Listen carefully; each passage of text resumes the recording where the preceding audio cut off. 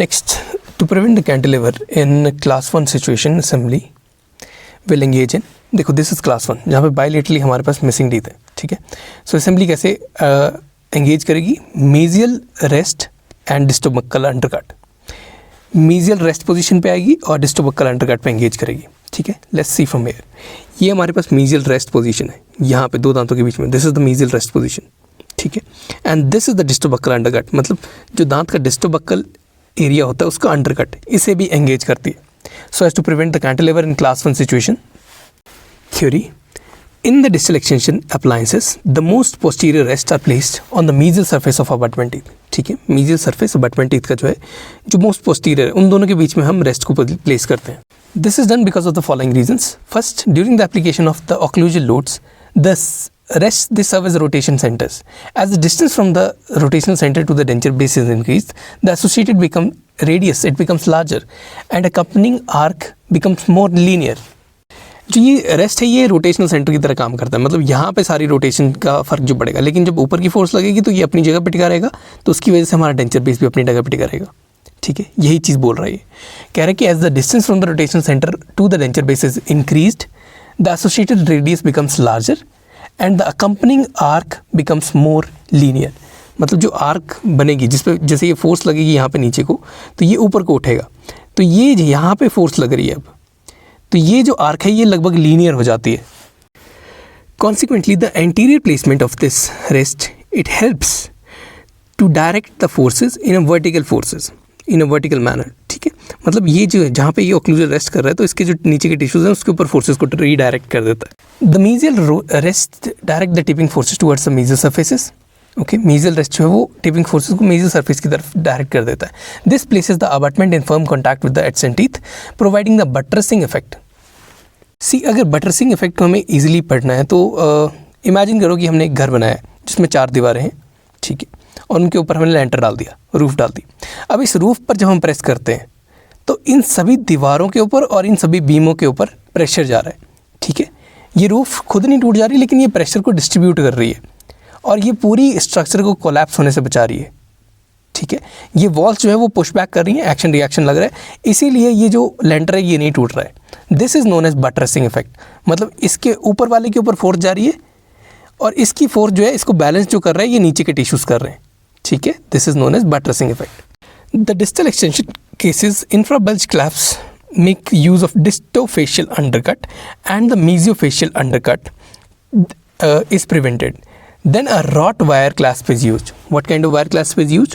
A wrought wire clasp is used. ठीक है, we use the wrought wire clasp instead of normal cast clasp क्योंकि उसके पास unique properties होती हैं, जैसे कि हाई फ्लेक्सिबिलिटी होती है रॉट वायर में, हाई टेंसाइल स्ट्रेंथ होती है, हाई एडजस्टिबिलिटी होती है, लेस फटीग स्ट्रक्चर होता है।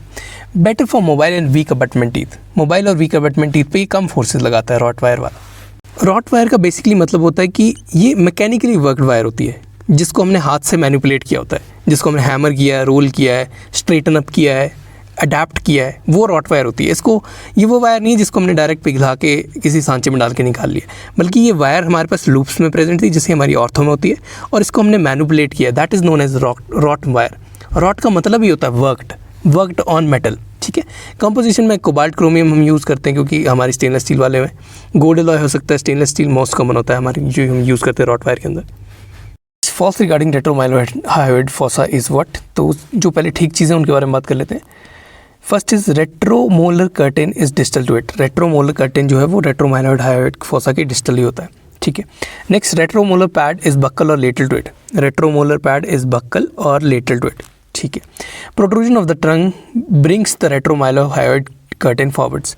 अगर हम टंग को प्रोट्रूड करेंगे तो रेट्रोमाइलोहायोइड कर्टेन जो है वो आगे को आता है। These 3 statements are true. चौथी statement that is mylohyoid muscle is buccal to it. तो माइलोहायोइड मसल जो है, देखो बक्कल का मतलब होता है टुवर्ड्स द चीक, लेकिन जो रेट्रोमाइलोइड हायोइड फॉसा है वो लिंगुली लाई करता है, ठीक है। इट इज़ लिंगुली और यहाँ पे हमारे पास लिगामेंट आ रहा है, लिगामेंट के साथ ही हमारे पास यहाँ पे मसल रन कर रहा है, ओके, जो कि इसकी लिंगुअल बाउंड्री को बनाता है, ठीक है। रेट्रोमाइलोहायोइड फॉसा की लिंगुअल बाउंड्री को बनाता है। See the distolingual vestibule is referred to as the lateral throat form और the retromylohyoid fossa. Distolingual vestibule, ठीक है, disto and lingual. This vestibule is known as lateral throat और retromylohyoid fossa. The lateral throat form is bounded anteriorly by mylohyoid muscle, anteriorly इसके mylohyoid muscle होता है और laterally by pear shaped pad आता है, laterally peer shaped pad, anteriorly mylohyoid muscle, posterior laterally by the superior constrictor muscle and posterior medially by palatoglossus muscle, posterior laterally by superior constrictor, posterior medially by the palatoglossus muscle and medially by the tongue. The posterior limit of the mandibular denture is determined mainly by the palatoglossus muscle and somewhat weaker superior constrictor area. ठीक है, this area is called as retromylohyoid curtain. किसके साथ बनता है? palatoglossus muscle plus superior constrictor. ये दोनों, इस superior constrictor थोड़ा वीक आता है इसमें, ये दोनों मिला के बनाते हैं रेट्रोमाइलोहायोइड कर्टेन.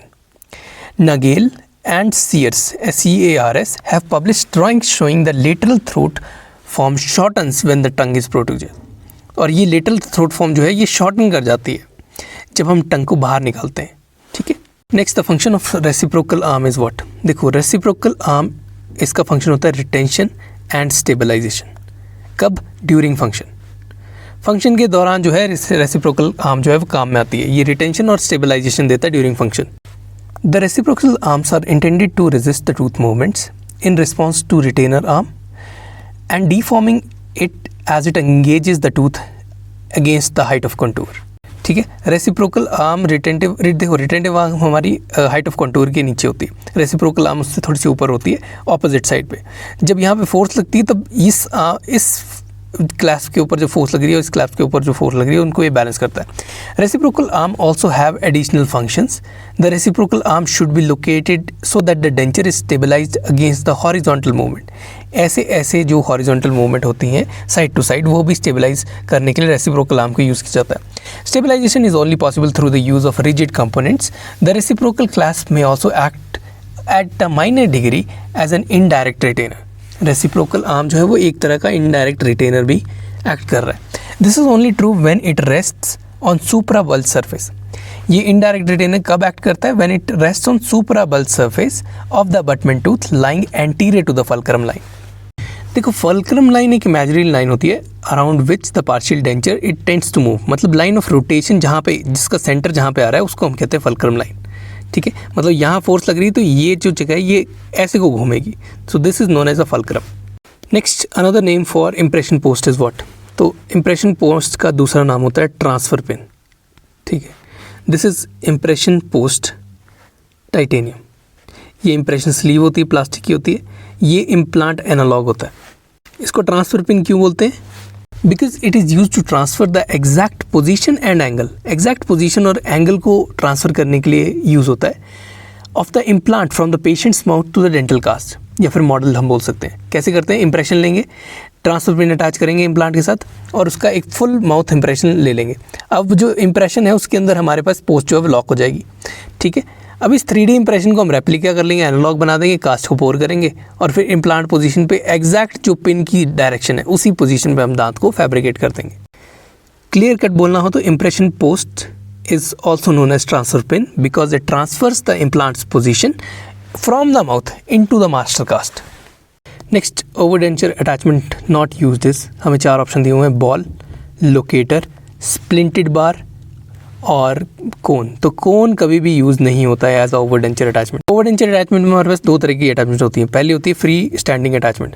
इसमें पहली आती है स्टड अटैचमेंट जिसमें बॉल टाइप आती है, लोकेटर आता है और CM लॉक आता है. CM लॉक, बॉल टाइप और लोकेटर अटैचमेंट. दूसरी आती है टेलीस्कोपिक. ठीक है, टेलीस्कोपिक मतलब डबल क्राउन होता है, इसमें नीचे भी होगा हल्का सा और ऊपर ऐसे बनेगा ऐसे. ठीक है, मतलब क्राउन की शेप का ही आ जाता है. तीसरे आते हैं मैग्नेट टाइप, ओवरडेंचर टच करके मैग्नेट की तरह ही खुद ही बैठ जाता है. नेक्स्ट आते हैं बार अटैचमेंट. बार अटैचमेंट में कास्टेड बार हो सकती हैं, 2 इम्प्लांट लगाए हैं या फिर उनके ऊपर हमने ओवरडेंचर दिया है. ठीक है, और उसके ऊपर हमने एक कास्ट टाइप बना दिया है. ओके, ऐसे करके. फिर आते हैं मिल्ड. मिल्ड में आते हैं टाइटेनियम और जिरकोनियम. ये मिलिंग के ज़रिए बनते हैं. इसमें भी 2 इम्प्लांट लगाए हैं जैसा भी होगा और उसके ऊपर जैसा भी हमारे पास अबटमेंट है उसके ऊपर हम पीछे ये दे देते हैं, टाइटेनियम का ओवरडेंचर दे देते हैं. फिर जिरकोनिया का भी आ जाता है. ठीक, now prosthodontic approaches and philosophies use for implant overdentures are single element. Single element में हमने कौन सी बात की? Single ball element. ठीक है, जो स्ट्रेस ब्रेकिंग मैकेनिज्म होता है जिसमें मतलब बॉल टाइप मैकेनिज्म होगा या स्ट्रेस ब्रेकिंग मैकेनिज्म होगा. सिंगल मैग्नेट अबटमेंट्स आ जाते हैं, इसमें भी स्ट्रेस ब्रेकिंग मैकेनिज्म होगा. मतलब कि इसको खींचना पड़ेगा आप खोलने के लिए आपको डेंचर को। इंडिविजुअल कास्ट टेलीस्कोपिक कोपिंग, जिसमें रिजिड मैकेनिज्म आता है। रिजिड मैकेनिज्म में हमारे पास स्ट्रेस ब्रेकिंग मैकेनिज्म नहीं होता। रिजिड मतलब ये फिक्स हो चुका है, फिर उसको नट खोल के निकाल सकते हैं। स्प्लिंटेड एलिमेंट्स में हमारे पास स्ट्रेस ब्रेकिंग मैकेनिज्म होता है। एग शेप डॉल्डर बार हो सकती है, एग शेप डॉल्डर बार, राउंड क्लिप बार, यू शेप्ड बार, ठीक है, यू शेप्ड बार, एक्स शेप्ड डॉल्डर बार, ऐसा, ठीक है, राउंड क्लिप बार। तो बॉल यूज़ होती है, लोकेटर यूज़ होता है और स्प्लिंटेड बार यूज़ होती है। कोन कहीं पे भी हम यूज़ नहीं करते हैं। Cone is nothing in case of over dentures attachment. Next, the most unaesthetic pontic design is what? तो the hygienic one is the most unaesthetic, because इसमें गैप है नीचे, तो आप आगे वाले दांतों में इसको नहीं दे सकते। The primary design feature of a sanitary pontic और a hygienic pontic, it allows cleaning because the tissue surface it remains clear and residual ridge it remains clear. The hygienic design permits easier plaque control by allowing a gauze strip and other cleaning devices to be passed under the pontic in a seaweed or a shoe shine fashion. ठीक है. The disadvantages include entrapment of food particles which may lead to tongue habits that may annoy the patient. The hygienic pontic is least tooth-like design. ठीक है. हमारे पास बाकी design जो है that is ridge lap, modified ridge lap, ovate, conical, लेकिन ये last वाला hygienic जो है वो लीस्ट टूथ लाइक डिज़ाइन होता है and is therefore reserve for the teeth, seldom displaced in the function only. जहाँ पे सिर्फ फंक्शन की ज़रूरत है वहीं पर ही हम इसे दे सकते हैं ढंग से, और वहाँ पे क्लिनजिंग भी होनी चाहिए, उतना हो सकता है। तो हम मैंडिबुलर मोलर्स के आगे या फिर प्री मोलर्स एस्थेटिक जोन में इसको नहीं देंगे। Next, all of the following can be a consequence of minor occlusal derangement except, 4 option है, पेन इन TMJ होगा, ऑक्लूजल डिरेंजमेंट की वजह से होता है। सेकंड, डिफिकल्टी इन चूइंग, चबाने में दिक्कत आएगी क्योंकि हाई पॉइंट की वजह से कोई ना कोई दिक्कत आएगी, ठीक है। थर्ड इज़ चीक बाइटिंग, अगर ऑक्लूजल डिरेंजमेंट है तो कहीं ना कहीं सॉफ्ट टिश्यू भी बीच में इन्वॉल्व हो जाएगा, चीक बाइटिंग भी हो सकती है। Fourth is difficulty in swallowing. See, difficulty in swallowing एक हमारे पास न्यूरोमस्कुलर एक्टिविटी है, it is not related to minor occlusal derangement, so right, so we will rule the fourth one, that is difficulty in swallowing out. Next, the termination of maxillary denture in relation to anterior vibrating line is what? देखो, anterior vibrating line जो है maxillary denture में वो vary करती है depending upon the palatal configuration, ठीक है। So answer is it varies and depends upon the palatal configuration of the patient. Palatal configuration को जांचने के लिए हमारे पास हाउस ने क्लासिफिकेशन दी थी, 3 क्लासेस में डिवाइड किया था सॉफ्ट पैलेट को। क्लास 1 जो है that is best for denture retention, ठीक है। इसमें क्या होता है कि soft palate slopes gently and downwards and backwards, ठीक है। सॉफ्ट पैलेट जो है जेंटली स्लोप करता है, यहाँ पे वाइड एरिया होता है behind the vibrating line for the denture to stick, ठीक है। यहाँ पे वाइड एरिया होगा behind the vibrating line for the denture stick. ये सॉफ्ट पैलेट है, ये पोस्टीरियर वाइब्रेटिंग लाइन है, ये एंटीरियर वाइब्रेटिंग लाइन है, ठीक है। तो यहाँ पे वाइड एरिया होता है। Class 1 is best. क्लास 2 आता है मॉडरेट। क्लास 2 में हमारे पास क्या होता है कि जो सॉफ्ट पैलेट है वो एक एंगल पे नीचे को जाता है, ठीक है, बट उतनी ज़्यादा स्लोप नहीं होती, उतना फ्लैट भी नहीं होगा, लेकिन एक एंगल पे जाता है नीचे को सॉफ्ट पैलेट, ठीक है। तो क्लास 2 में हमारे पास जो रिटेंशन होगी वो कम होगी। क्लास 3 में क्या होता है कि सॉफ्ट पैलेट बहुत ज़्यादा जल्दी फास्टली ड्रॉप कर जाता है, मतलब ये हमारा हार्ड पैलेट चला हुआ, हार्ड पैलेट चला हुआ, फिर एकदम सॉफ्ट पैलेट ऐसे चला जाता है। तो यहाँ पे जो एंटीरियर और पोस्टीरियर वाइब्रेटिंग लाइन है उनके बीच का डिफरेंस बहुत ज़्यादा कम है। तो डेंचर को जो सील बनाने के लिए एरिया चाहिए, जो कि एंटीरियर और पोस्टीरियर वाइब्रेटिंग लाइन के बीच का एरिया है, वो नहीं मिल पाएगा, तो डेंचर सक्शन नहीं देगा, ठीक है। तो इसीलिए वी आर सेइंग कि इट वेरीज, जो टर्मिनेशन ऑफ मैक्सिलरी डेंचर है वो वेरी करता है depending on the palatal configuration of the patient. Next, the restoration of speech in maxillary defect patient with obturator prosthesis is affected by all except what? 4 option हमारे पास, retention, movement of the remaining palate, access to the defect. जो सही है option है, ये affect करते हैं, retention affect करती है। अगर वो रिटेंड नहीं करेगा ढंग से तो इट विल कॉज दिक्कत, ठीक है, वो बार बार छूटता रहेगा ऑब्चुरेटर, तो बार बार स्पीच में दिक्कत आएगी। अगर मूवमेंट ऑफ रिमेनिंग पैलेट हो रहा है तो उससे भी ऑब्चुरेटर बार बार नीचे आता रहेगा, सक्शन चली जाएगी, तो यहाँ पे भी स्पीच वगैरह अफेक्ट हो जाती है, ठीक है। और तीसरा है हमारे पास एक्सेस टू द डिफेक्ट। अगर डिफेक्ट के अंदर अभी भी हवा जा रही है, जो वेलोफेरेंजियल है, जो वेलोफेरेंजियल एक्शन है वो इनसफिशिएंट है, तो वहाँ पे भी हमारे पास स्पीच जो होगी वो अफेक्ट हो जाती है। लेकिन fourth option that is stability, अगर हमारा डेंचर स्टेबल है, जो हमारा प्रोस्थेसिस बिल्कुल स्टेबल है, तो वो रिस्टोरेशन में कैसे दिक्कत देगा? तो fourth one is our rule out option. Let's go with the theory. The answer is by elimination. The related literature is mentioned. The defect size and location have significant impact on restoration of speech, but the limited size of samples for comparison make it difficult to provide a definite conclusion. मतलब उतने patients पे हमने ये test नहीं किया अभी तक. Defects involving the complete soft palate and defects compromising the retention of conventional processes performed more poorly than the remaining sample. ठीक है, सिर्फ अगर soft palate में कोई दिक्कत है या फिर तो वहाँ पे जो है वो पुअरली हमारे पास परफॉर्मेंस हुई थी इसकी. The speech distortion seem to be associated more extensively with the resections of soft palate who are edentulous. Edentulous patient में जो सॉफ्ट पैलेट वाला हिस्सा है वहाँ पे अगर वीलोफेरेंजियल इनसफिशिएंसी हो जाती है तो वहाँ पे स्पीच को रिस्टोर करना थोड़ा मुश्किल हो जाता है. Next question, the compensating curves in a denture are incorporated to achieve balancing in. देखो, कॉम्पनसेटिव कर्व से जो हम बैलेंसिंग लाते हैं वो हम प्रोट्रूजन प्लस लेटरल मूवमेंट्स के अंदर लाते हैं. प्रोट्रूजन और लेटरल मूवमेंट दोनों के अंदर हमारे पास कॉम्पनसेटिंग कर्व जो है वो बैलेंस में होने चाहिए. See when the lower jaw it moves forward it is known as protrusive movement, या फिर साइडवेज अगर जाता है तो उसमें कहते हैं lateral movements. The teeth in the denture tend to separate and open up because of the condylar guidance. Condylar guidance की वजह से दांत जो है वो जुड़ते हैं, कॉन्टैक्ट में आते हैं, फिर खुलते हैं. ठीक है, जब इंसाइजल गाइडेंस के ऊपर लेके आते हैं, मतलब आगे वाले दांतों को जब हम कॉन्टैक्ट पे लेके आते हैं तो that is incisal guidance for the आगे वाले दांत. तो एक कर्व में मेंटेन होना चाहिए so as to keep all the teeth in contact during these movements and maintain a balance, ताकि रॉकिंग ना हो. We build a curved arc. ये कर्व्ड आर्क जो है वो that is based upon balancing curves. जो हमारे कॉम्पनसेटिव कर्व्स होते हैं उनके ऊपर बेस्ड होती है. अब बैलेंसिंग ज़रूरी क्यों होती है कंप्लीट डेंचर के अंदर? सबसे पहले टिपिंग और रॉकिंग को प्रिवेंट करने के लिए, क्योंकि सभी दांतों पे एकदम बराबर फोर्स लग रही है. ये कोई नॉर्मल डेंटिशन की तरह पीडीएल वगैरह तो है नहीं कि हर एक दांत अलग फोर्स झेल जाएगा. यहाँ पे टिपिंग और रॉकिंग को प्रिवेंट कर ले, क्योंकि एक साइड जब कॉन्टैक्ट में आती है चबाने के टाइम तो अपोजिट साइड में it may lift. So we have to maintain that balance so as to maintain denture stability during movements. Protrusive movement हो गया, लेटरल मूवमेंट हो गया, उनमें हमें स्टेबिलिटी प्रोटेक्ट करनी है उसकी. ठीक है, हमें अंडरलाइंग टिश्यूज़ को प्रोटेक्ट करना है ताकि इवन डिस्ट्रीब्यूशन ऑफ फोर्सेस हो और रिज रिजॉर्प्शन सोर स्पॉट्स ना बने. To improve chewing efficiency, balance रहेगा.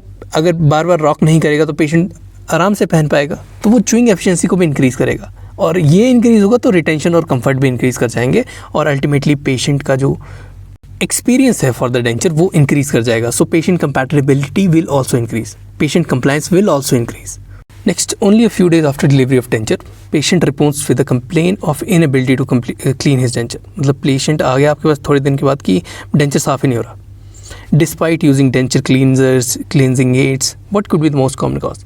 देखो, अगर सब कुछ ठीक है और उसके बाद भी सफाई नहीं हो पा रही ढंग से, सो डेंचर में ही दिक्कत हो सकती है. That is it has not been finished properly during delivery. ठीक है, क्योंकि ये एक डायरेक्ट कॉन्सिक्वेंस आता है of improper finishing and polishing. If the patient is using a soft bristle toothbrush to clean it, cleansing powders भी use कर रहा है, सॉल्यूशंस भी यूज़ कर रहा है, लेकिन फिर भी नहीं हो पा रहा है, तो that means that there are deep festoons or grooves that are present on the denture which is lodging the food in it. So you will give a ultrasonic bath to the denture. उसके बाद उसे ग्लूरल real से साफ़ करके, ठीक है, you will clean it properly, then you will finish and polish it, and then you will dispense the denture, or then you will deliver the denture. Next question, warpage in a denture occurs during. तो warpage का basic मतलब होता है कि जो change in dimensions, ठीक है, over the use of time, जब हम उसको हीट, कोल्ड या फिर स्ट्रेस के साथ डील कर रहे हैं डेंचर को, तो उसमें जो जो चेंजेस हो जाते हैं, अपनी जो शेप है उसको वो डिस्टॉर्ट हो जाता है उससे, उसको हम कहते हैं वार्पेज, WARPAGE. इसके कॉजेज पूछ रहा है ये. So warpage in a denture occurs during excessive heat generation during finishing and polishing. It is the right answer. देखो, during finishing and polishing a person must minimize the reduction of bulk, ठीक है, दस avoiding the heat generation. जितना ज़्यादा उसको घिसेंगे उतना ज़्यादा हम क्या करते हैं, हीट जनरेशन और ज़्यादा करते हैं. तो उससे क्या होता है, ग्रॉस बल्क रिडक्शन की वजह से, ओवर हीटिंग की वजह से, रैक व्हील की जो ओवर हीटिंग है उससे अननेसेसरी डेंचर वार्पेज हो जाता है, अननेसेसरी चेंज इन डायमेंशंस हो जाते हैं ऑफ द डेंचर. वार्पेज में हमारे पास जो क्लास वगैरह हमने लगाए हैं उसका जो अडेप्टेशन है वो भी चेंज हो रही है, वो भी इंक्लूडेड होता है. Which of the following is the cause of cheek abrasion due to denture. तो रफ सरफेस होता है वो मेन कॉज होता है ऑफ द चीक अब्रेजन, ठीक है. यहाँ वर्ड ढंग से पढ़ना है, यहाँ पे चीक अब्रेजन लिखा हुआ है, बाइट वगैरह नहीं लिखा हुआ है, ठीक है. चीक बाइट वगैरह नहीं लिखा है, ओनली चीक अब्रेजन जो हो ही रहा है। देखो rough surface due to tongue food catching any rough tissue surface that is due to poor finishing and contouring that leads to cheek abrasion. ठीक है, अगर यहाँ पे चीक बाइटिंग लिखा होता तो incorrect form of posterior segment, incorrect arch segment, वो हमारे पास आंसर हो सकता था। Next, all of the following are correct statements regarding silicone adhesive except. तो ये 4 ऑप्शन हमारे पास दिए हुए हैं। First is it should prevent tearing of silicone from acrylic during insertion and removal, सही ऑप्शन है, it should prevent tearing of silicone. Second, it should be compatible with both silicone and acrylic, it should be compatible, it should dry quickly, third option is it should dry quickly। चौथा option है it should be moisture sensitive। moisture sensitive अगर silicon adhesive हमारे पास होगा तो जैसे मुंह के contact में आएगा वैसे वो रिएक्शन शो कर देगा, so it should not B moisture sensitive. ठीक है, यही हमारा ऑड वन आउट है, that it should not B moisture sensitive. Ideal properties of adhesives for MFP, जहाँ MFP का मतलब होता है monofluorophosphate.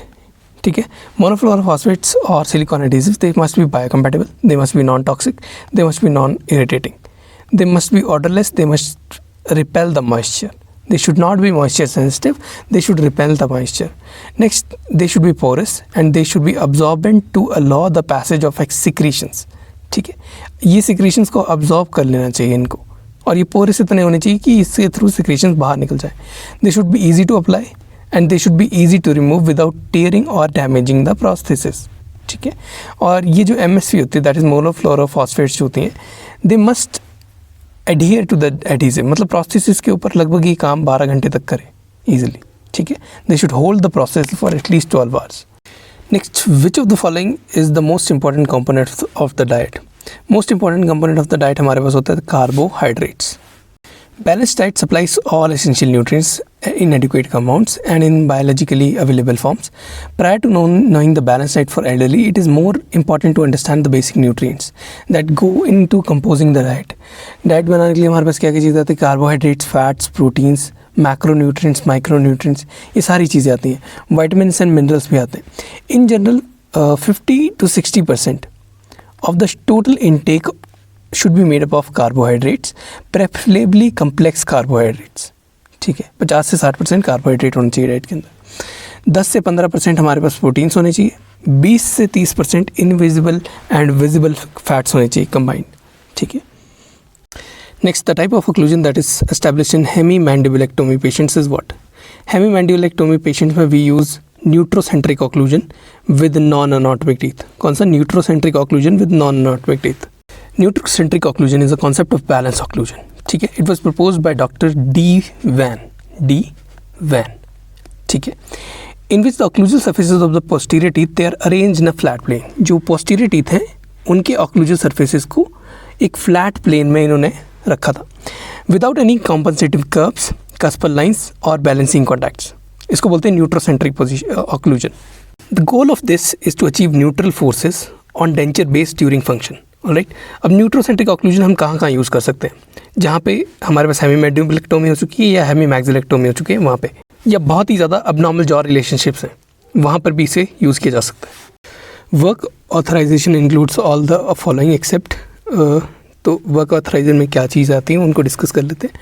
First, the name and address of the dental lab. ठीक है, कौन से डेंटल लैब में वर्क ऑथराइज किया गया, पहली वो चीज़। दूसरा, name and address of the dentist who initiates the work. तीसरा, the identification of the patient. सबसे पहले लैब का नाम, फिर डेंटिस्ट का नाम, फिर आइडेंटिफिकेशन ऑफ द पेशेंट, फिर date of authorisation of work, किस दिन वर्क ऑथराइज हुआ है, किस दिन वर्क कंप्लीट हुआ है। ठीक है, that is desired completion date. ठीक है, किस दिन तक कंप्लीट चाहिए। फिर स्पेसिफिक इंस्ट्रक्शन इसके साथ साथ क्या चीज़ें आती हैं कि इसमें क्या क्या चीज़ें होनी चाहिए, क्या नहीं होनी चाहिए। फिर लास्ट में डेंटिस्ट के सिग्नेचर होते हैं एंड उसकी स्टैम्प होती है with the registered licence number. Work authorisation में क्या चीज़ नहीं होती वो हमारा क्वेश्चन था, उसमें पेशेंट के सिग्नेचर नहीं होते। ठीक है, पेशेंट के सिग्नेचर नहीं होते, उसमें सिर्फ डेंटिस्ट और जो डेंटल मैकेनिक है उसके बीच की कॉन्वो होती है। Next, the adaptability of the teeth to occlusal wears occurs by all except. तो इसमें आंसर हमारे पास है पैसिव इरप्शन। ठीक है, पैसिव इरप्शन क्या करता है कि जिंजाइवल माइग्रेशन करवा देता है और ऑक्लूजल अडेप्टेशन को डिसरप्ट करता है। ठीक है, so it will not lead to adaptability. C, passive eruption is basically a periodontal phenomena.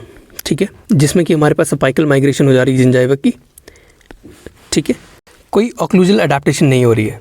बाकी जो ऑप्शंस है, इसलिए ये ऑप्शन जो है वो गलत है। बाकी सही ऑप्शंस की बात करते हैं। सबसे पहले maintaining video. Video is vertical dimension of occlusion.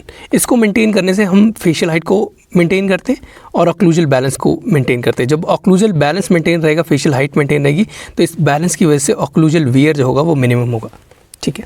Next is tight proximal contacts. Proximal contacts अगर टाइट होंगे तो टूथ पोजीशन और आर्च फॉर्म अपनी जगह पे रहेगी। Tooth position plus arch form अपनी जगह पे स्टेबल रहेगी। अगर ये अपनी जगह पे स्टेबल रहती है तो वो कम चांसेस रहते हैं कि ऑक्लूजल वियर हो। Next, balanced masticatory system. अगर मैस्टिकेटरी सिस्टम बैलेंस्ड है, इवनली डिस्ट्रीब्यूट हो रही है सारी लोड, ठीक है, तो हमारे पास ऑक्लूजल वियर के चांसेस और ज़्यादा कम हो जाएंगे। Next, all are correct about the conditions affecting implant surgery except. सबसे पहले करेक्ट हमारे पास है plaque and oral hygiene are the local factors which affect the implant surgery. Undercuts and एंगुलेशंस are anatomical factors which affect the implant surgery. Immunocompromised states जो होते हैं they affect the systemic factors indirectly affecting the implant surgery. चौथा option जो है उसमें एक word का हेराफेरी दी हुई है। सिस्टमिक फैक्टर्स को फिजिकल फैक्टर दिया हुआ है, ठीक है। So hypertension, diabetes and other medical conditions are systemic factors, ठीक है। और चौथा ऑप्शन गलत इसलिए क्योंकि ये सिस्टमिक की जगह फिजिकल लिखा हुआ है। Next, the copper chromium alloy is placed in undercut. Undercut कितने mm का होता है ये पूछा इसने। 0.01 mm का अंडरकट भी अगर होगा तो उसमें भी हम कॉपर क्रोमियम अलॉय जो है उसको प्लेस कर सकते हैं। The metallurgical properties of N alloy influence the class flexibility. यहाँ पर एक चीज़ होती है that is elastic modulus. Elastic modulus का फॉर्मूला होता है स्ट्रेस अपॉन स्ट्रेन, ठीक है। इसको यंग्स मॉडुलस भी बोलते हैं। Basically elastic modulus stiffness of the material को शो करता है या फिर शो करता है कि कितना रेजिस्टेंट है मटेरियल बेंडिंग को। Now alloys which have higher elastic modulus, मतलब जिनका स्ट्रेस ओवर स्ट्रेन की वैल्यू हाई आती है, ज़्यादा आती है, वो लेस फ्लेक्सिबल होते हैं, ठीक है। अलॉयज जिनका लोअर इलास्टिक मॉडुलस होता है वो ज़्यादा फ्लेक्सिबल होते हैं, मतलब ईजियर टू बेंड होते हैं वो, ठीक है। सो कोबाल्ट क्रोमियम और निकल क्रोमियम अलॉयज होते हैं उनके हाई इलास्टिक मॉडुलस होते हैं, यानी बहुत ज़्यादा स्टिफ होते हैं। गोल्ड अलॉयज कंपैरेटिवली कम इलास्टिक मॉडुलस होता है और ज़्यादा फ्लेक्सिबल होते हैं।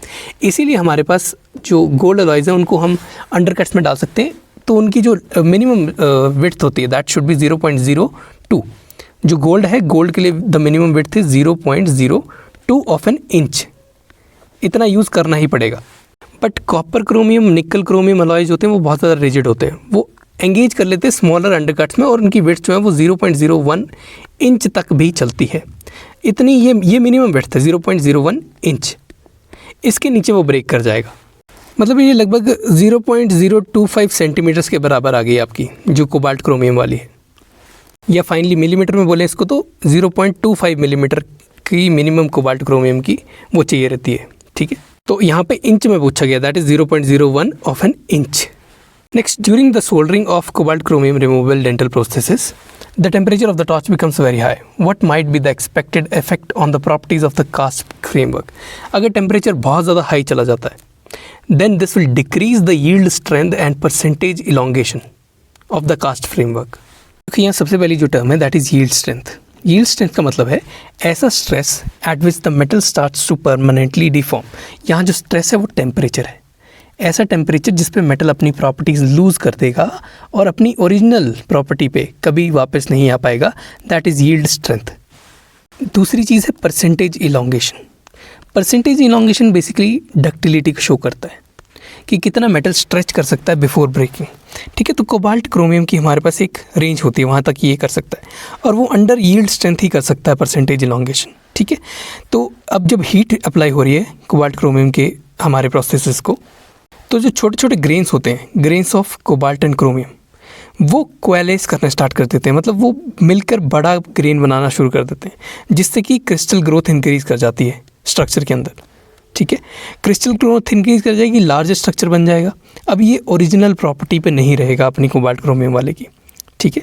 फाइन ग्रेन्स जो होते हैं वो ज़्यादा मैलेबल होते हैं, ज़्यादा ईजिली डक्टाइल होते हैं, ज़्यादा इलोंगेशन झेल सकते हैं, लेकिन लार्ज ग्रेन्स जो होते हैं उनको वो ब्रेक हो जाता है, स्ट्रक्चर ही ब्रेक हो जाता है। तो जब हम प्रोलॉन्ग हीटिंग या कास्टिंग करते हैं तो उसमें क्या होता है, ग्रेन कोर्सनिंग प्लस कार्बाइड कोएलिसेंस, कार्बाइड की कोएलिसेंस हो जाती है, ग्रेन की कोर्सनिंग हो जाती है, जिससे कि हमारे पास फाइनली जो स्ट्रक्चर बनता है उसमें carbon content, carbide content increase कर जाता है।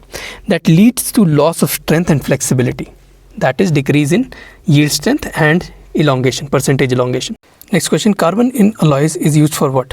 कार्बन इन अलॉयज जो होता है that is for improving the castability of the alloy.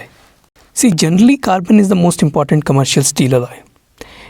जितना ज़्यादा कार्बन कंटेंट इंक्रीज़ कर जाएगा उतनी ही ज़्यादा हार्डनेस इंक्रीज़ कर जाएगी, उतनी ही ज़्यादा स्ट्रेंथ इंक्रीज़ कर जाएगी, ठीक है। और ये हार्डनेबिलिटी को इंक्रीज़ कर देता है। लेकिन हार्डनेस का एक बहुत बड़ा ड्रॉबैक होता है, जितना ज़्यादा चीज़ हार्ड हो जाती है, कड़क हो जाती है, उतनी ज़्यादा वो ब्रिटल हो जाती है, ठीक है। उतनी ज़्यादा उसे वेल्ड करना या फिर उसे मैनिपुलेट करना बहुत ज़्यादा मुश्किल हो जाता है, क्योंकि हाई कार्बन हम सप्लाई कर रहे हैं। हाई कार्बन में ज़्यादा मार्टेनसाइट फॉर्म बनती है। Martensite form is more hard and brittle than austenite form, ठीक है। ये कूल होने पे बनती है मार्टेनसाइट फॉर्म। तो जितनी ज़्यादा हार्ड और स्ट्रॉन्ग चीज़ बनेगी उतनी ज़्यादा उसको वेल्ड करना मुश्किल हो जाएगा विदाउट डिफेक्ट्स, ठीक है। अब वेल्डेबिलिटी क्या होती है? Weldability is the ability of metal to joint by welding without causing defects, cracks और loss of desired properties in the welded joint and the surrounding areas. तो वेल्डेबिलिटी इस फॉर्म में इफेक्ट हो जाती है, मार्टेनसाइट फॉर्म में effect हो जाती है, जो कि ज़्यादा कार्बन के कंटेंट की वजह से होता है। Next, the minimum amount of gutta percha at the apical end for post and core is how much? तो मिनिमम गट्टा पर्चा जो है वो 3 मिलीमीटर का रिक्वायर्ड होता है, ओके। अ मिनिमम गट्टा पर्चा of 3 to 4 millimeters or more is possible that should be remaining at the apex so as to prevent the dislodgement of the remaining गट्टा पर्चा and therefore preventing subsequent leakage। अगर हम इतना नहीं रखते हैं तो prognosis of the restoration will be compromise, ठीक है। अगर नहीं रखना है तो आपको MTA का प्लग देना पड़ेगा या किसी बायोसिरेमिक सीलर का प्लग देना पड़ेगा, but you have to prevent the subsequent leakage. आप उस प्लग को ख़त्म नहीं कर सकते, you have to make the apex plugged ताकि लीकेज ना हो वहाँ से। Next, the true about long centric is what? Long centric is freedom to close in centric और slightly anterior position without altering the vertical dimension. Let's talk about the theory. Long centric is defined as freedom to close the mandible either in centric relation or slightly anterior to it without varying the vertical dimension at any anterior teeth, ठीक है। मतलब कि हम दांतों को ऐसे cusp to cusp मिला सकते हैं without wearing the anterior dimension. Vertical dimension को बगैर चेंज किए, अपनी बाइट को बगैर चेंज किए हम दांतों को कॉन्टैक्ट में मिला सकते हैं, उसको बोलते हैं सेंट्रिक रिलेशन। और लॉन्ग सेंट्रिक जो है वो प्राइमरी इन्वॉल्व करता है एंटीरियर टीथ को। Long centric refers freedom from centric, not freedom in centric. Freedom from centric का ये मतलब है कि ये अपने जहाँ पे हम दांत में कस्ट टू कस्ट मिला रहे हैं उसमें थोड़ा आगे करके हम मिला सकते हैं, लेकिन फ्रीडम इन सेंट्रिक नहीं होती है। इन सेंट्रिक ना होने का मतलब है, जो ये वर्ड है that is not freedom in centric, इसका मतलब होता है कि एक बार हमने कस्ट टू कस्ट मिला दिए तो उसके बाद वॉबल नहीं करेगा, दांत मिले रहेंगे उसके बाद, ठीक है। It will not rock on either side. That is known as not freedom in centric but refers to freedom from centric. मतलब आप कस्ट टू कस्ट मिलाओ और आप उसके आगे भी थोड़ा सा मिला सकते हो दांतों को, ठीक है। The provision for long centric simply moves the lingual incline forward so that the jaw is free to close without restriction either in the centric relation or slightly in protruded relation that occurs in various postural positions of the head। जैसे जैसे आप अपना sir आगे से पीछे move करवाते हो तो अलग अलग पॉस्चरल पोजीशन आती है, तो उसमें स्लाइटली डिफरेंट पोजीशन में हमारे दांत जो है अलग अलग तरीके से मिल सकते हैं, तो उसको हम कहते हैं centric relation and slightly protruded relation. मतलब अगर दांत सेंट्रिक में नहीं मिल पा रहे तो प्रोट्रूडेड में मिलेगा। Next, the clasp used for distal extension in removal partial dentures is what? तो क्लास्प का जो नाम होता है that is RPI। RPI is rest proximal plate and I bar clasp. RPA के अंदर rest proximal plate and acres circumferential clasp, यहाँ पे देख सकते हो ये जो है this is an I bar clasp, ठीक है। ये इस इमेज में जो दिख रहा है this is an I bar clasp, ये होता है सर्कमफ्रेंशियल क्लैस्प। ये this is known as Akers clasp and this is I bar clasp. This is Akers, this is I bar and this is combination. Question में हमारे पास पूछा था कि distal extension के लिए कौन सा यूज़ करते हैं, तो इसमें हम आई बार या फिर कॉम्बिनेशन यूज़ करते हैं for making removal partial dentures with distal extension, ठीक है। Next, the maximum bite force in dentulous patients can be achieved by, तो आंसर में हमारे पास है that is implant retained fix prostheses, okay. 4 option दिए गए थे हमारे पास, तो उसको अरेंज करते हैं इन देयर ऑर्डर। सबसे कम फोर्स जो है, सबसे कम बाइट फोर्स कन्वेंशनल डेंचर लगा सकते हैं जो हम देते हैं पेशेंट्स में। उसके बाद आते हैं टूथ सपोर्टेड ओवरडेंचर्स, वो कन्वेंशनल से ज़्यादा बाइट फोर्स लगा सकते हैं। टूथ सपोर्टेड ओवरडेंचर में क्या होता है कि हम दांत को एक क्राउन कटिंग दे देते हैं, उसके ऊपर हम ओवरडेंचर दे देते हैं, ठीक है। तीसरा आता है इम्प्लांट सपोर्टेड ओवर डेंचर, ये हाई बाइट फोर्स को विथस्टैंड कर सकते हैं। फोर्थ आता है इम्प्लांट रिटेन्ड फिक्स्ड प्रोसेसेस, ठीक है। अब इम्प्लांट सपोर्टेड और इम्प्लांट रिटेन्ड में फ़र्क होता है। जो इम्प्लांट रिटेन्ड है वो ज़्यादा बाइट फोर्स जो है उसे विथस्टैंड कर पा रहा है। क्यों कर पा रहा है? क्योंकि यहाँ पे इम्प्लांट के ऊपर जो डेंचर है उसको रिटेन कर दिया गया है with the help of screws, ठीक है। This is implant retained. और इम्प्लांट रिटेन्ड वाले में हम ज़्यादा से ज़्यादा 4 से 6 इम्प्लांट्स यूज़ करते हैं एक आर्च के लिए, और इम्प्लांट सपोर्टेड में हमारे पास 2 या 4 इम्प्लांट से ही काम चल जाता है। इम्प्लांट सपोर्टेड मतलब है कि सपोर्ट करना है। मान लो मैग्नेटिक इम्प्लांट दे दिया हमने, इम्प्लांट दिया उसके ऊपर मैग्नेट लगा दिया, एक मैग्नेट डेंचर बेस पे लगाए तो ये टच करके एक दूसरे के ऊपर बैठ जाते हैं, सीट कर जा रहे हैं। दिस इज़ इम्प्लांट सपोर्टेड, मतलब implant is just supporting it. Ball method भी होता है जिसमें बॉल और एक हमारे पास सॉकेट जैसा बनेगा, उसमें इम्प्लांट जो है टच करके बैठ जाएगा लॉक की तरह। दूसरा होता है इम्प्लांट रिटेन्ड। इम्प्लांट रिटेन्ड में हम जो प्रोस्थेसिस या जो हमारा ब्रिज बना है उसे with the help of screws हम उसे इम्प्लांट के अंदर फिक्स कर देते हैं। So this will give the maximum bite support और maximum bite force in edentulous patients. Next, most common cause of midline fracture of maxillary denture is what? तो answer है हमारे पास डीप फ्रीनल नॉच। जब ये फ्रीनल नॉच बहुत ज़्यादा डीप बन जाती है तो यहाँ पे एक बहुत ज़्यादा वीक जोन बन जाती है, that causes midline fractures in maxillary dentures. Let's go with the theory. Midline fracture of a denture base is a flexural fatigue failure resulting from cyclic deformation of the base during function. Any factor that exaggerates the deformation of the base or alters its stress distribution will dispose the denture to its fracture. तो यहाँ पे हमारे पास सबसे ज़्यादा weak point बन जाता है mid line में, ठीक है। A survey of the denture fractures is taken. However, it has been indicated that the most failures occurred when there was a deep notching in the midline in the labial frenum. This supports the contention that the incisal notch is the most causative factor in the midline fracture and that cracks initiate at the tip of the notch where the stress is highly located or concentrated. फिर यहाँ से stress जो है वो धीरे धीरे cracks पीछे को जाते रहते हैं। सो करेक्ट स्टेटमेंट और correct answer it for this should be flexural fatigue. Flexural fatigue और स्ट्रेस कंसंट्रेशन जहाँ पर ज़्यादा होगी वो करेक्ट आंसर है कि, लेकिन ये ऑप्शन नहीं दिया गया है। सो डीप इंसाइजल नॉट जहाँ पे फ्लेक्चरल फटीग सबसे ज़्यादा वाली पॉइंट होता है वो दिया है option, so that option is correct. Next, viscoelastic property of mucosa is stated by, तो इसकी एक सिंपल सी डेफिनेशन है। Viscoelastic property initially it is instantaneously recovered followed by delayed recovery upon denture removal. Let's read the theory. Oral mucosa under compression behaves as a viscoelastic fraction similar to skin and other biological tissues loaded in compression. The initial instantaneous elastic compression is 30 to 40% denture की वजह से, ठीक है। Of about total initial thickness, it takes about 0.1 second and 10 gram per millimeter square load for achieving this compression. The delayed elastic compression then goes to about 50 to 60% over a period of 10 minutes.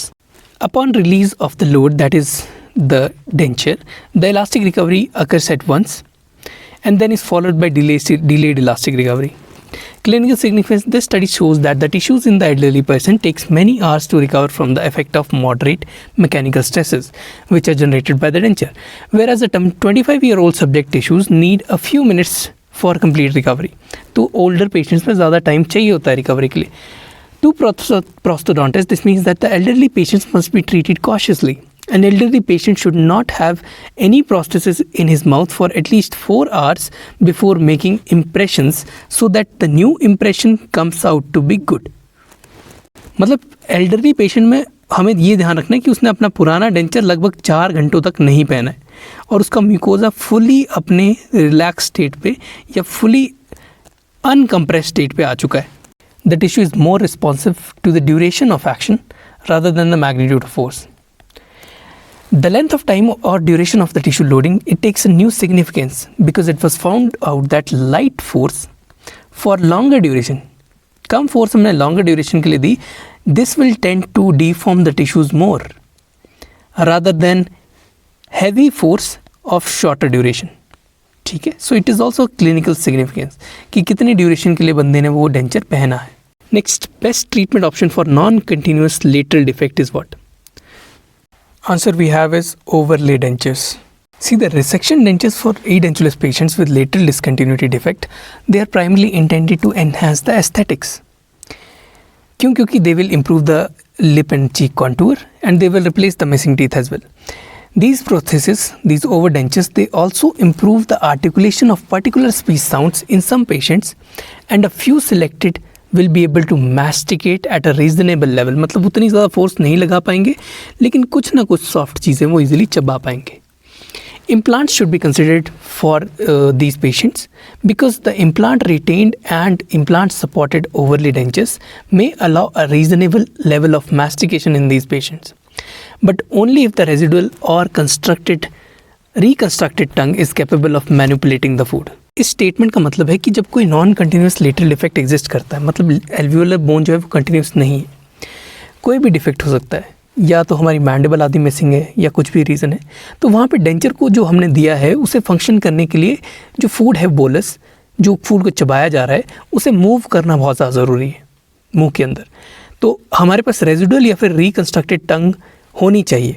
टंग या तो इतनी ताकतवर होनी चाहिए कि वो सारा खाना घुमा सके या फिर उसको रिकन्स्ट्रक्ट करा जाना चाहिए so that its forces is sufficient to control and move the bolus into the mouth, मतलब मुंह के अंदर ही घुमाएगी ड्यूरिंग च्यूइंग एंड स्वैलोइंग.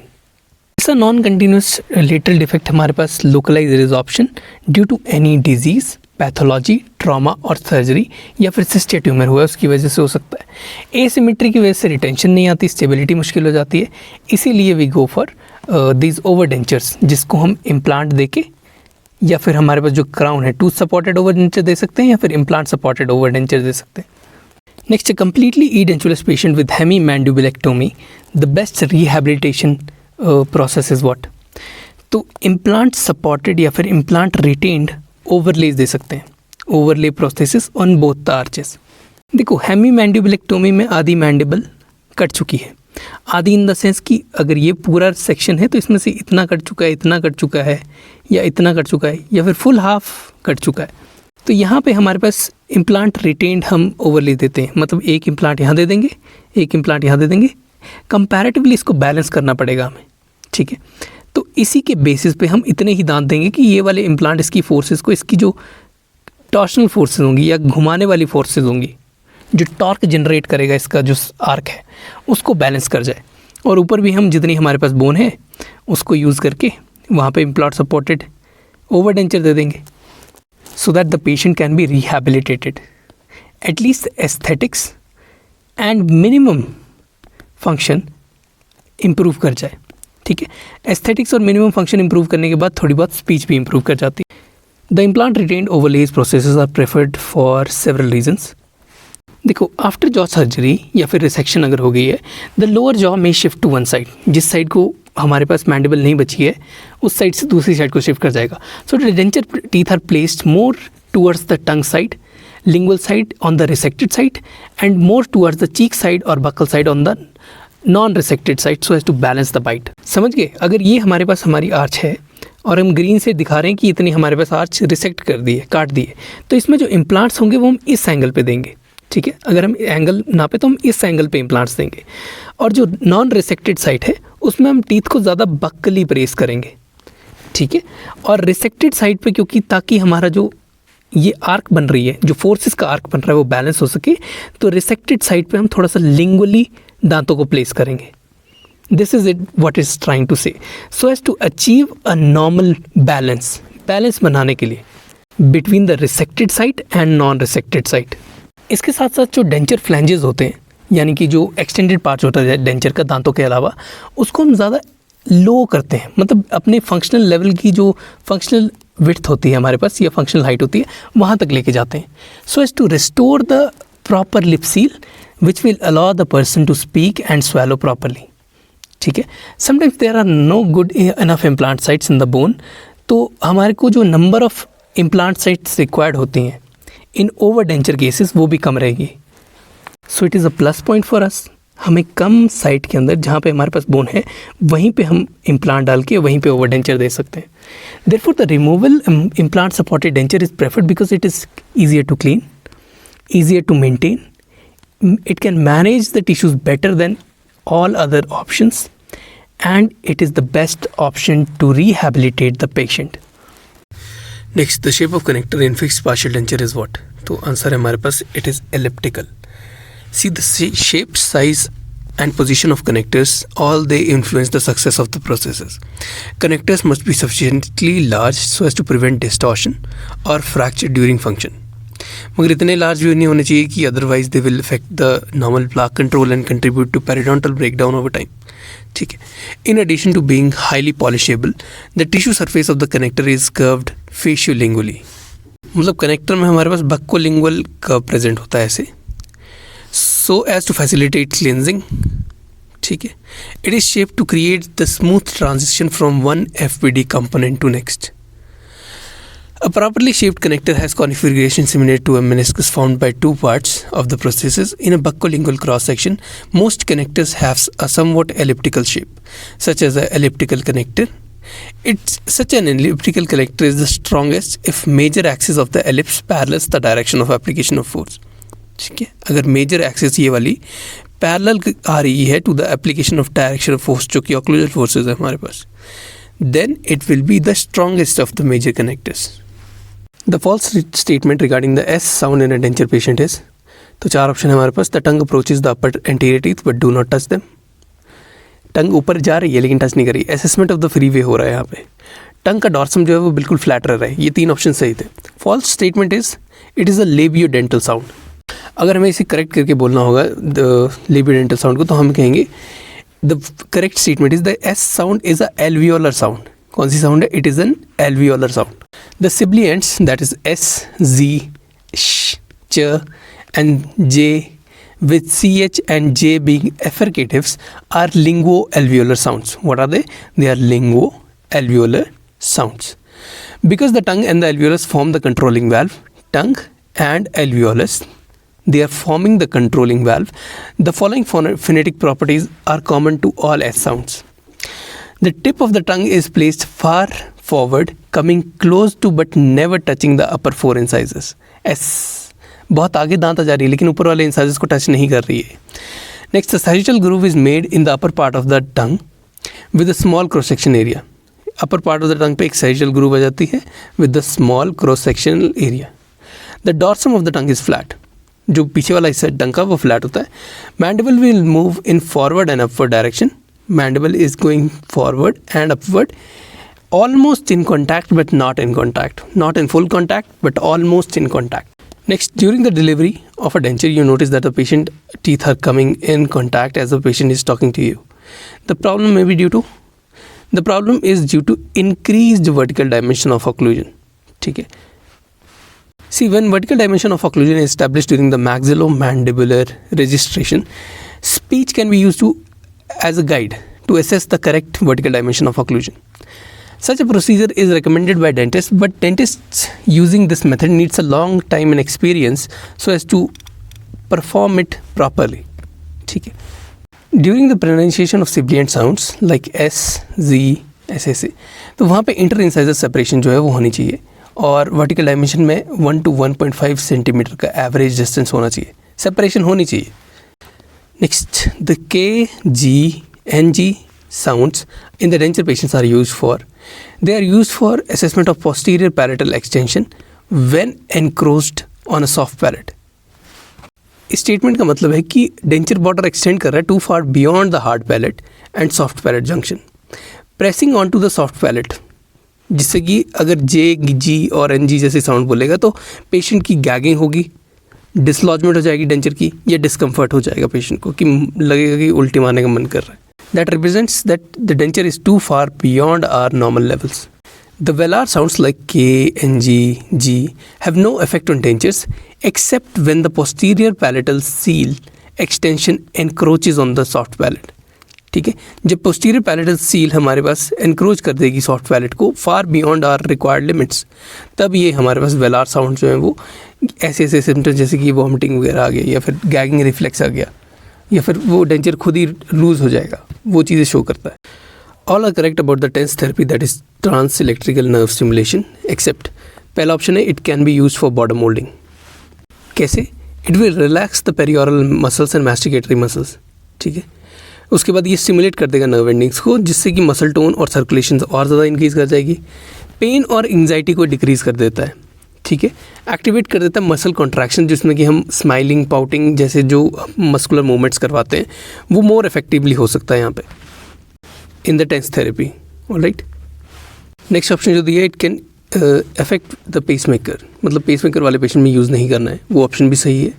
टेंस इसलिए यूज़ नहीं करना होता क्योंकि इलेक्ट्रिकल इम्पल्सेस जो टेंस से निकलती हैं वो इंटरफेयर करती हैं with the pacemaker circulatory impulses, ठीक है, जिससे कि हमारे पास हार्ट में माल फंक्शन हो जाएगा, इरेगुलर हार्ट बीट हो जाएगी और इवन कार्डियक अरेस्ट भी इजीली हो जाता है।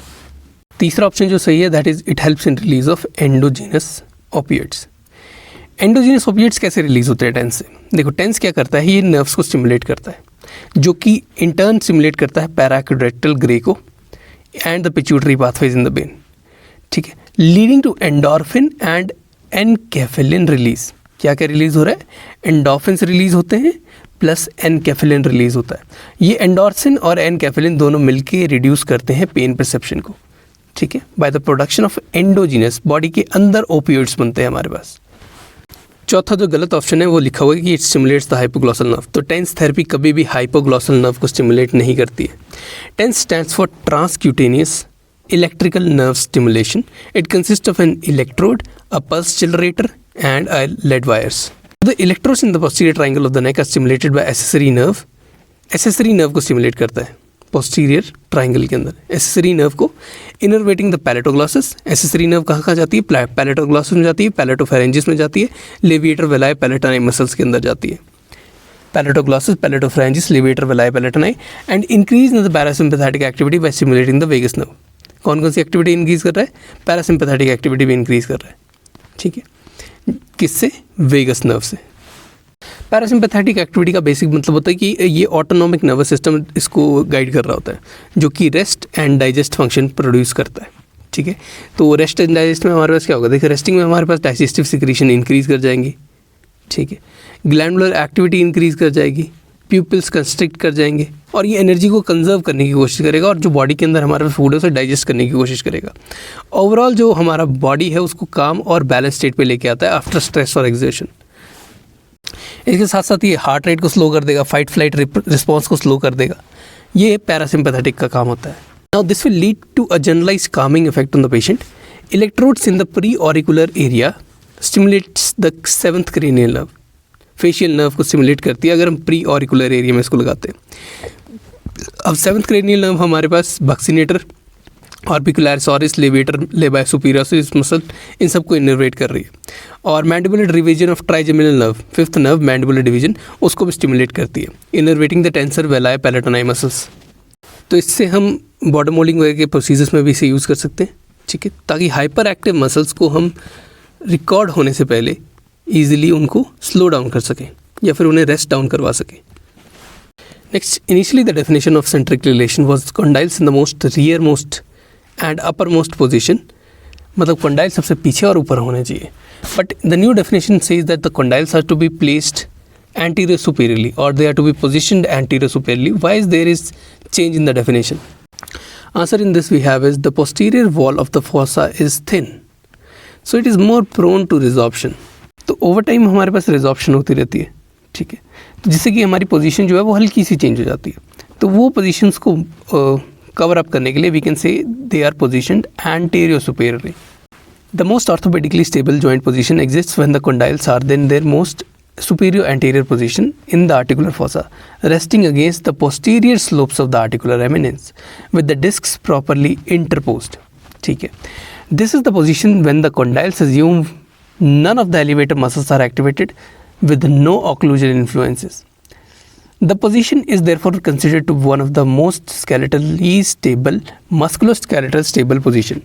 ठीक है, in the musculoskeletal position, the articular surfaces of the tissues and the joints are aligned such that the forces applied by the musculature create no damage. Forces से कोई भी damage नहीं आ रहा है. The anterior and the superior roof of the mandibular fossa is thick enough and physiologically able to withstand the heavy occlusal forces. However, the posterior aspect is quite thin and apparently not able to withstand the stress, जो भी हमने बात की. This feature emphasizes that the fact that superior posterior condylar position does not appear to be optimal functional position of the joint. क्योंकि जो posterior aspect है इसका fossa का वो बहुत ज़्यादा थिन है, तो वहाँ पर रिजॉर्प्शन हो रही है, तो इसीलिए उसको जो सुपीरियर पोस्टीरियर कॉन्डाइलर पोजीशन है उसको ऑप्टिमल फंक्शनल पोजीशन नहीं माना गया। इसीलिए हमारे पास जो लास्ट में आंसर आया that is anterior superior position, उसको हमने नई डेफिनेशन में डाला है। Next, the main function of deep fibres of masseter is what? Deep fibres of masseteric muscles they cause elevation. As the fibres of masseter muscles contract, masseter जैसे contract करेगी तो mandible elevate हो जाएगी, teeth are brought in contact. The masseter muscle is so powerful muscle that it provides the force necessary to chew efficiently. It is a superficial portion of the masseter muscle that may also aid in or help in protruding the mandible.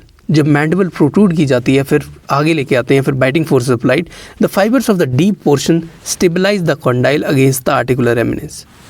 ठीक है, जब mandible पे biting force लगती है तो fibres जो होते हैं डीप पोर्शन के वो स्टेबलाइज करते हैं कॉन्डाइल को against the articular eminence. Next, the bilateral balance occlusion is indicated for what?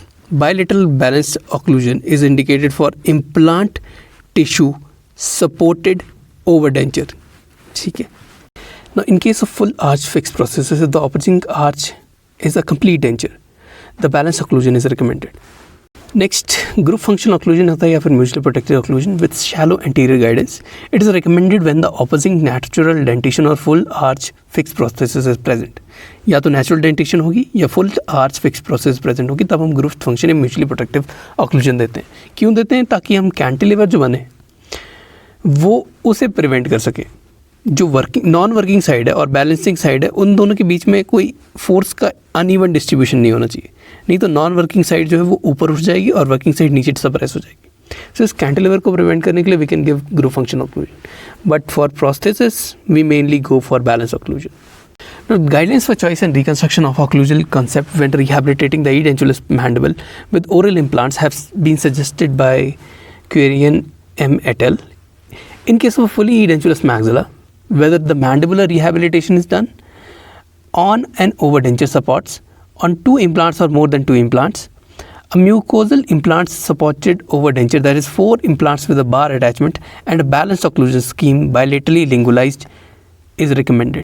Bilaterally lingualized जो scheme होती है इसको monoplane scheme भी बोलते हैं. Next, the process is under function with loose screw alters the biomechanical forces BMF by what? They alter the biomechanical forces by exerting the forces on implant only. Now, screw loosening in implants is both costly and time consuming. The coping screw जो है weakest link होता है in the prosthetic chain. It is the weakest link. Coping screw is the weakest link. Any discrepancy in occlusion, कोई occlusion में कोई discrepancy, कोई habit है, abnormal habit है, casting fit में कोई दिक्कत आ रही है, या फिर कोई abnormal force अगर जो prosthetics इस पे लग रही है, that results in vibration during function will lead to breakage of the metal of the screw at the point जहाँ पे dimension जो है वो weakest है. ठीक है, this complication protects the implant body from more severe complications. क्योंकि जो स्क्रू है उसको इंटेंशनली वीक बनाया गया है, इंटेंशनली ही उसको वीक बनाया गया है. वीकेस्ट लिंक इसलिए बनाया गया है क्योंकि स्क्रू टूट जाए लेकिन बॉडी पे ज़्यादा असर ना पड़े, बोन और इम्प्लांट के बीच में का जो हिस्सा है उसके ऊपर ज़्यादा असर ना पड़े. और ये स्क्रू टूट भी गया तो इसको हम निकाल के दोबारा से नए स्क्रू के साथ इसके साथ दांत को फिक्स कर सकते हैं. So it is acting as a safety fuse that if screw fails हो जाए बट इम्प्लांट फेल ना हो हमारा. Question is false statement regarding the platform switching is what? तो false statement is it reduces the stress in the crestal region. इस statement को सही करते हैं. देखो, platform switching actually shifts the stress away from the crestal bone. उसको reduce नहीं कर सकता वो, ये सिर्फ शिफ्ट कर रहा है स्ट्रेस को away from the crestal bone. It thus reduces the crestal bone loss by improving the stress inwards towards the implant center. Platform switching का जो concept था it was given by Lazzara and Porter, P-O-R-T-E-R. Platform switching involves reducing the restoration abutment diameter in comparison with the diameter of the implant. देखो कहने की क्या कोशिश कर रही है कि ये हमारे पास मान लो कन्वेंशनल इम्प्लांट है, तो कन्वेंशनल इम्प्लांट में ये इम्प्लांट बॉडी आती थी तो इसका डायमीटर भी ऊपर का सेम रहता था जो इसके ऊपर अबटमेंट डायमीटर होता था. लेकिन नए प्लेटफॉर्म स्विचिंग इम्प्लांट्स में क्या होता है कि ऐसे अगर हमारे पास इम्प्लांट है तो उसके ऊपर एक कर्व में लेके हम एक छोटा अबटमेंट का डायमीटर बनाते हैं. क्यों? ताकि यहाँ पर जो बोन है उसके ऊपर स्ट्रेस कम हो सके और जो स्ट्रेस का जो वेक्टर है वो इम्प्लांट के सेंटर पे शिफ्ट हो सके। एक और क्राइटेरिया है इन द लिविंग यूनिवर्स कि कोई भी लिविंग यूनिवर्स में चीज़ 90 डिग्री के बेंड पे नहीं होती है मैक्सिमम केसेस में। Everything is at an angle, ताकि जो स्ट्रेस कंसंट्रेशन है वो कम रहे। अब जैसे ये बिल्कुल 90 डिग्री पे आ रहा है बेंड, ठीक है, तो यहाँ पे इस बोन के ऊपर, क्रिस्टल बोन के ऊपर ज़्यादा हमारे पास फोर्स लगेगी, ठीक है। तो अगर हम एक एग्जांपल ले तो ये देखो, यहाँ पे एक छोटा इम्प्लांट दिया हुआ हमने, जो पोस्टीरियर इम्प्लांट है that has a smaller abutment height, तो वहाँ पे बोन लॉस कितना कम है। लेकिन यहाँ पे हमने बिल्कुल ये जो इम्प्लांट और अबटमेंट का जो एंगल है वो बिल्कुल ज़्यादा रखा हुआ है, तो यहाँ पे बोन लॉस देखो, it is much more than that. So therefore the platform switching, it involves the reducing of the restoration abutment diameter in comparison with the implant diameter. In aesthetic areas, the use of dental implants as replacement for loss of permanent teeth, it remains as an important challenge due to the difficulty in restoring the natural sulcus and the papillary anatomical appearances around the implant. ठीक है, anatomical appearance में हमारे पास क्या क्या चीज़ आ जाएगी, हमारे soft tissues आ जाएंगे, जैसे जिंजाइवल हाइट हो गई, ठीक है, कॉन्टूर हो गया, वो चीज़ें आ जाएंगी। Now, despite the available technology, in some cases the dental implants are unable to achieve optimum aesthetic results. क्यों? क्योंकि the correction of correct location of soft tissues in dental implant restorations, it depends upon the preservation of the bone height. जितनी ज़्यादा bone height preserved रहेगी उतने ज़्यादा soft tissues preserved रहेंगे, ठीक है। तो consequently after all the steps हमारे पास जो bone tissue है, that is hard tissue, वही determine करता है कि aesthetic outcome कैसा आएगा। According to a survey 2017, platform switching has resulted in reduced marginal bone loss and thereby preserving the hard tissue and soft tissues around the implant and thereby improving the aesthetics. Terms, first is implant platform. It is the top flat part of the dental implant जहाँ पे upper attachment या abutment connect करेगी, ठीक है। abutment क्या होता है, ये connector piece होता है। यहाँ पे हम देखते हैं, यहाँ पे हमने abutment को connector piece की तरह यूज़ किया हुआ है।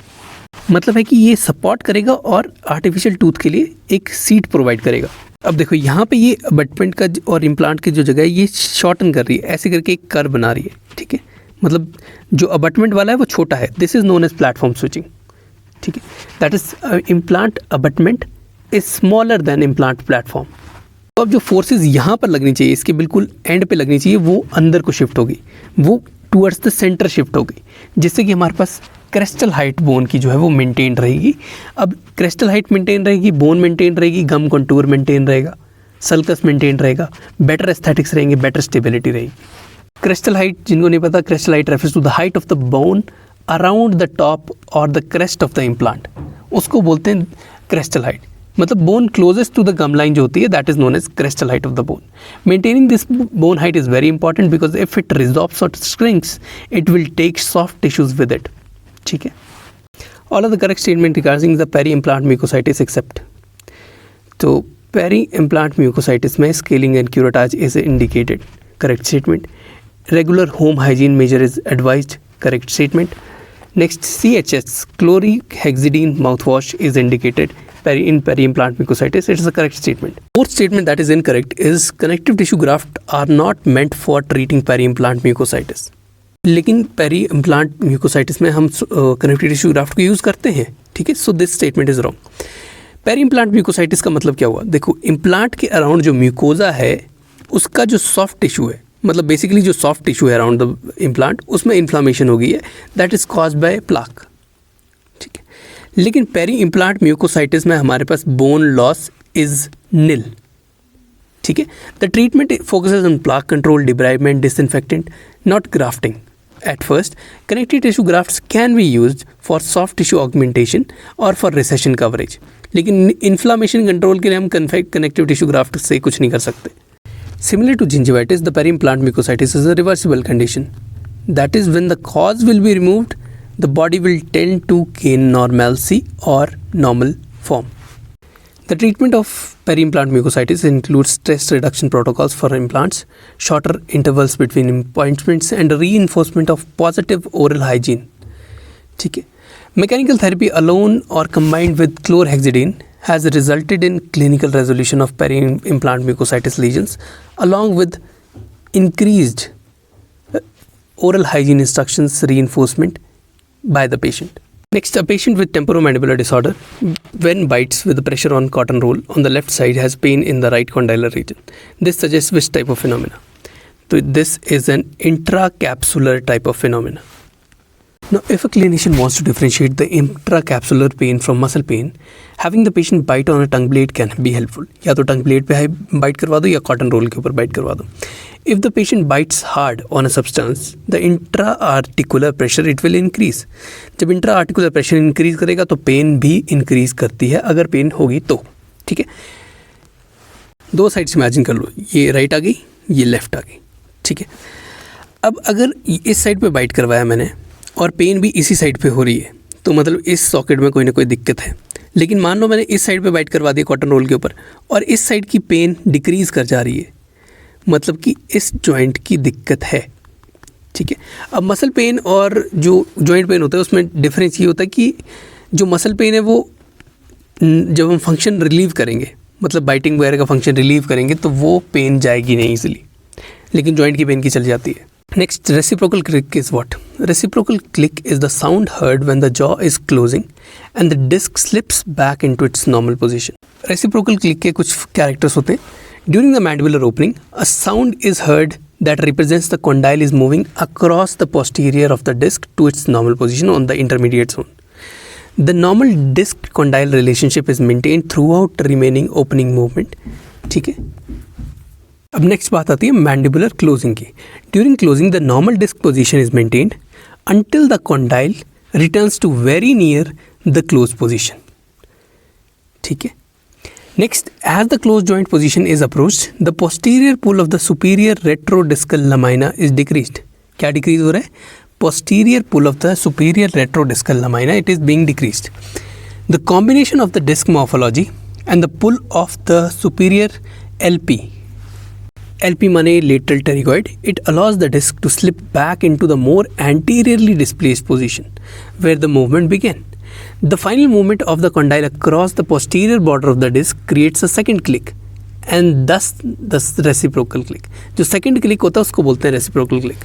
Thus the reciprocal click, that is open click at any time during the movement depending upon the disc condyle morphology, muscle pull of the superior retrodiscal lamina plus the closing click that occurs very near to the closed or intercuspal position is known as reciprocal click.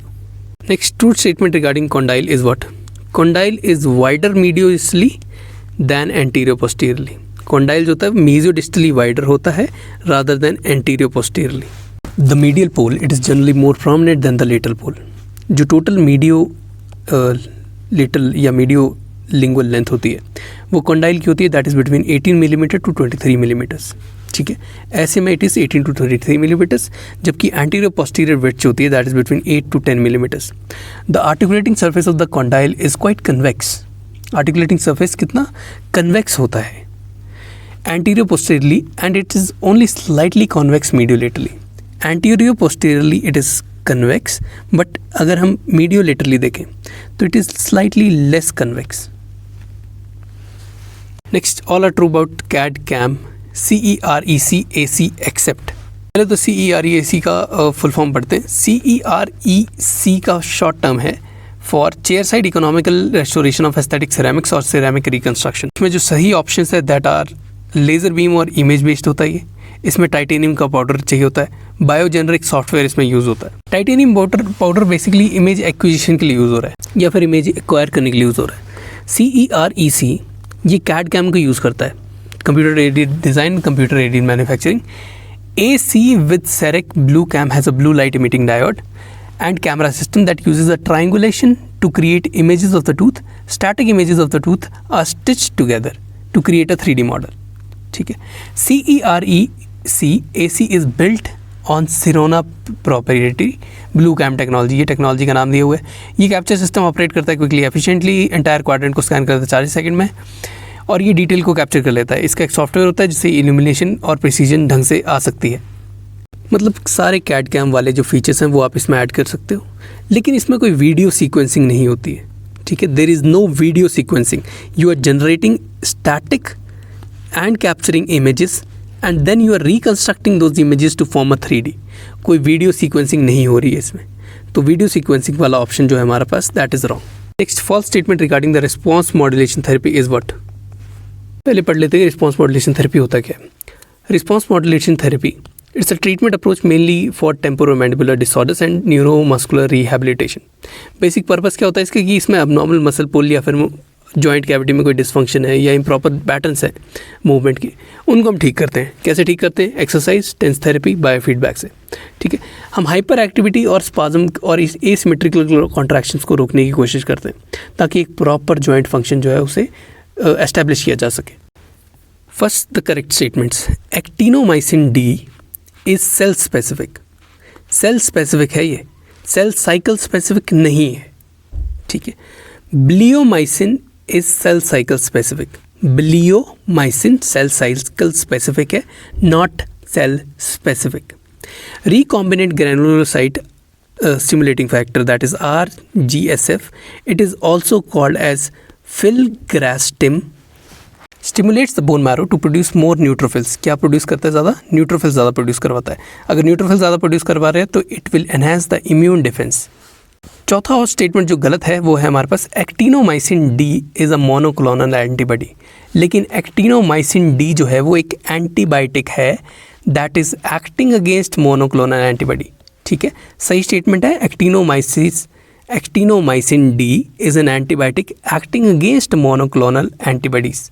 ठीक है, so that statement was ruled out. Next false statement regarding palatal lift prosthesis is what. Palatal lift prosthesis में false statement is that tongue physiology is compromised. Tongue physiology is compromised, ये गलत statement है हमारे पास। True statements क्या होती हैं palatal lift prosthesis के लिए? सबसे पहले सीक्वेंशियल लिफ्टिंग करवा देता है पैलेट की, पैलेट डिस्प्लेसेबल हो जाता है। तीसरा कि रिटेंशन डिक्रीज कर जाती है। What decreases? Retention. Palatal lift process is useful for patients with velopharyngeal incompetence in a condition where velopharyngeal mechanism is anatomically intact but patient के पास कॉम्प्रोमाइज्ड मोटर कंट्रोल सिस्टम है जिसकी वजह से सॉफ्ट पैलेट और मस्कुलेचर एक दूसरे के साथ कोऑर्डिनेट नहीं कर पा रहे। अब इस कंडीशन में वीलोफेरेंजियल इनसफिशिएंसी हो जा रही है due to the motor control loss of velopharyngeal action. तो here we will give a palatal lift processes. Palatal lift process के कुछ एडवांटेजेस होते हैं। First, the gag response is minimised because the superior position and sustained pressure of lift portion of the processes is against the soft palate. यह hard palate और soft palate के junction पे होता है विद इन आर रेंज। ठीक है, ज़्यादा पीछे नहीं जाता है। The physiology of the tongue is not compromised due to the superior position of palatal lift processes. Palatal lift processes होती हैं वो सपोर्ट करती हैं सॉफ्ट पैलेट को without touching the sensitive faucial pillars. अगर एक बारी फॉशियल पिलर्स को टच किया तब जाके गैग रिफ्लेक्स जो है बहुत इजीली ट्रिगर हो जाता है। लेकिन ये कस्टमाइज किया जाता है to avoid faucial pillars and the posterior pharyngeal wall. Posterior pillars या फिर पोस्टीरियर फेरेंजियल वॉल ही हमारे पास ट्रिगर करती है गैगिंग को। Gradual adaptation of extension design prevents the vomiting reflux. और इसके साथ साथ ये जो सॉफ्ट पैलेट है उसको सपोर्ट भी कर रहा है, तो वीलोफेरेंजियल इनसफिशिएंसी को कुछ हद तक कंट्रोल करने में हेल्प करता है। लेकिन अगर यहाँ पे हमारे पास गैप होता, ठीक है, मतलब हमारे पास सॉफ्ट टिश्यू डैमेज होगा या फिर क्लेफ्ट का पेशेंट होता है यहाँ पे, तो वहाँ पे एक्सेस टू नेजोफेरिंक्स जो भी आती है उसको भी हम इस ऑब्चुरेटर मैकेनिज्म के साथ इस पैलेटल लिफ्ट प्रोसेसेस के अंदर दे सकते हैं। Basically, the lift prosthesis is developed sequentially to aid in the patient adaptation to the prosthesis. Patient की adaptation के हिसाब से हम prosthesis को बनाते हैं पूरा। Next, metal alloy is a blend of 2 or more elements. 2 या 2 से ज़्यादा elements का binder होता है। So, can they be considered as composites or not? So, answer is they can never be considered as composites. Because एक alloy और composite में बहुत डिफरेंस होता है। अभी जब मेटल का एक कंपोजिशन बनती है तो it is a alloy. An alloy is defined as a crystalline substance with the metallic properties that is composed of 2 or more chemical elements with at least one of which is a metal. On the other hand, if we talk about composite is a highly cross-linked polymeric material reinforced by dispersion of amorphous silica, crystalline or organic resin fillets and or fibers bonded to the matrix by a coupling agent.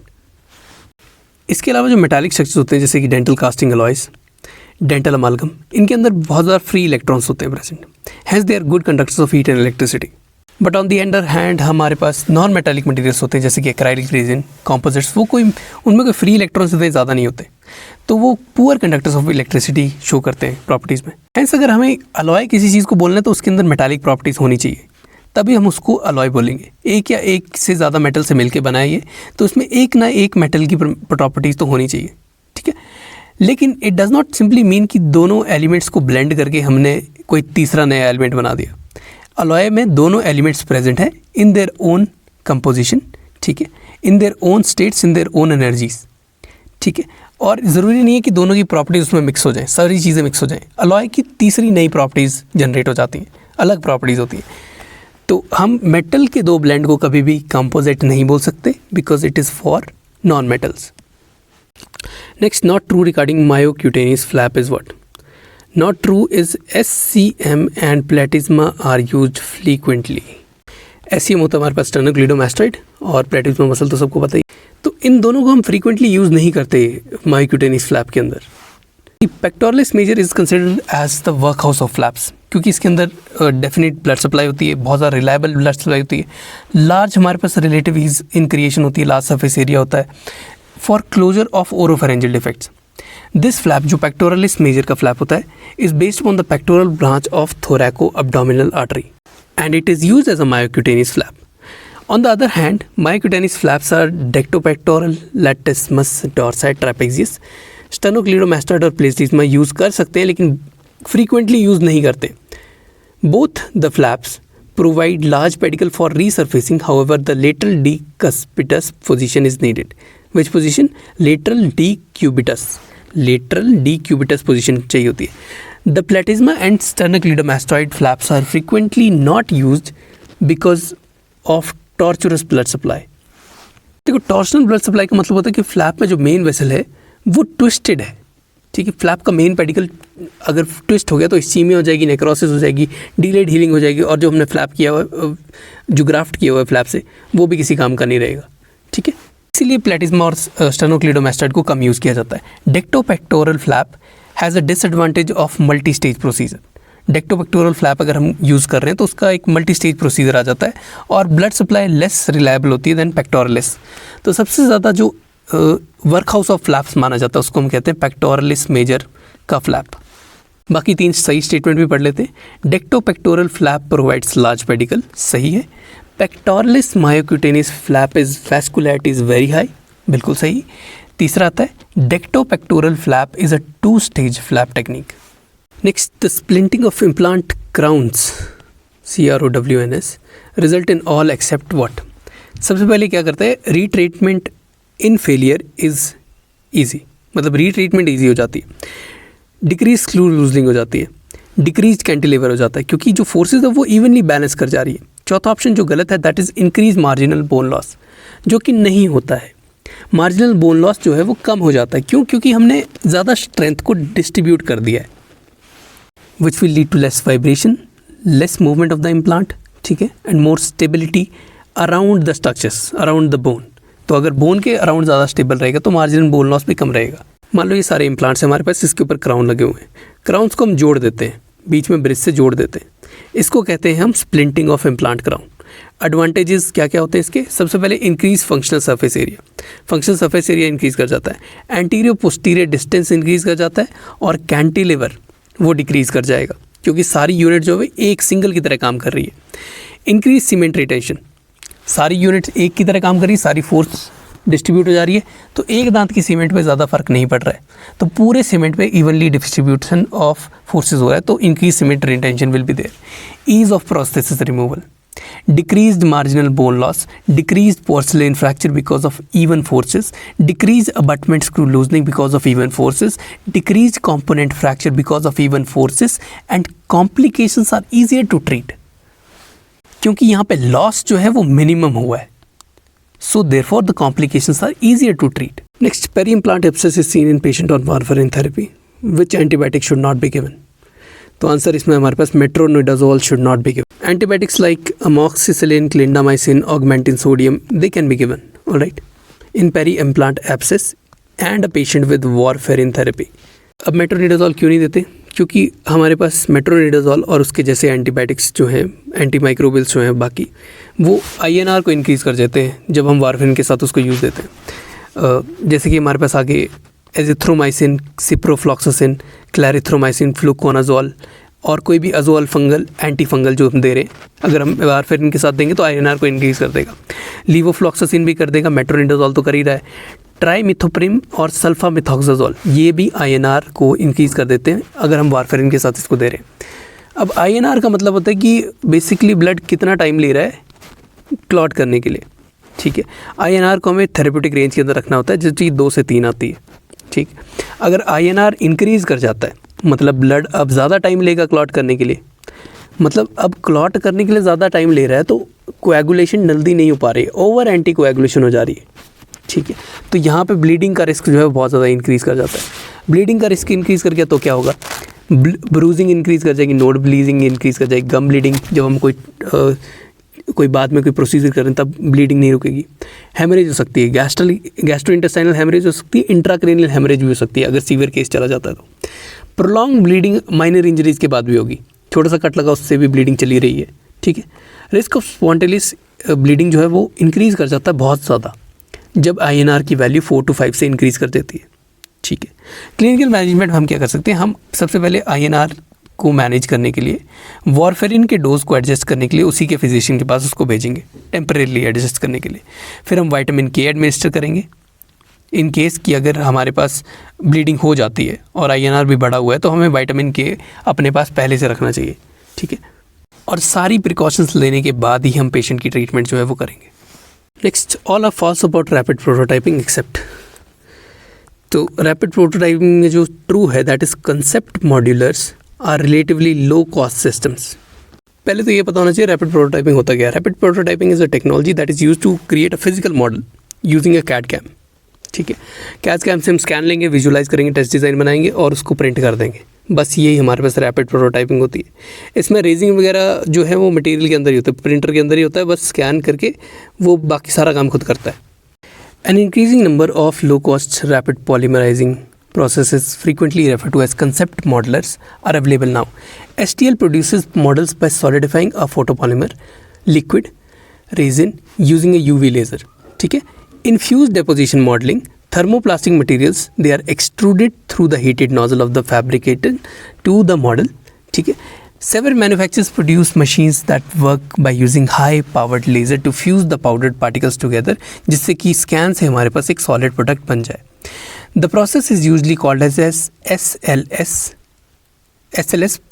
process का नाम होता है। Scans a layer on thin layer of powder to create a solid layer, ठीक है। मतलब ये एक layer बनाई, इसके ऊपर एक थिन लेयर और बनाएगा, फिर एक थिन लेयर और बनाएगा, फिर एक थिन लेयर और बनाएगा, ऐसे करते करते ही पूरा मॉडल बना देगा। Next, anterior रिपोजिशनिंग splint is indicated for all except, कहाँ इंडिकेटेड नहीं होता है। It is indicated for disc captured and dislocated. It is indicated for disc displacement disorders. It is indicated for positioning of condyle anteriorly to provide relief to retrodiscal tissue. कहाँ use नहीं होता है? It is not used in extensively damaged articular disc with irreversible changes. जहाँ पे irreversible changes हो चुके हैं and articular disc के अंदर, वहाँ ये यूज़ नहीं की जाती। The anterior repositioning splint is primarily used to treat disc displacement and disc dissolution और disc dislocation with reduction, मतलब डिस्क अपने वापस जहाँ पे नॉर्मल पोजीशन है वहाँ तक आ पा रही है। Patient with the joint sounds that is reciprocal click या फिर single clip can be helped if they by it, okay. Intermittent or chronic locking managed with this appliance, especially when a slight anterior positioning of the condyles is more comfortable for the patient. For example, retrodiscitis हो चुका है तो वहाँ पे भी intermittent और chronic locking manage की जा सकती है इस अप्लायंस से। एंटीरियर रीपोजिशनिंग स्प्लिंट जो होता है वो कुछ इस तरह का दिखता है, ठीक है। इसमें दांत जो है वो आगे को आके फॉरवर्डली बंद होते हैं ताकि मसल्स को धीरे धीरे आदत पड़ जाए। Next, a patient has mutilated and large restorations in almost all posterior teeth and discolored anterior teeth. Patient को कैसे ट्रीट करेंगे हम? सारे म्यूटिलेटेड या फिर लार्ज रेस्टोरेशन हो रखी हैं पिछले दांतों में और आगे के दांतों में स्टेनिंग हो रखी है।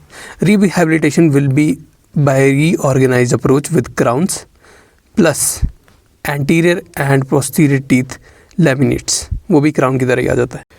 In conformative approach, the occlusion is reconstructed according to patient's existing intercarpal position. Intercuspal position को चेंज नहीं किया जाता. It is adopted when a small amount of restorative treatment is undertaken.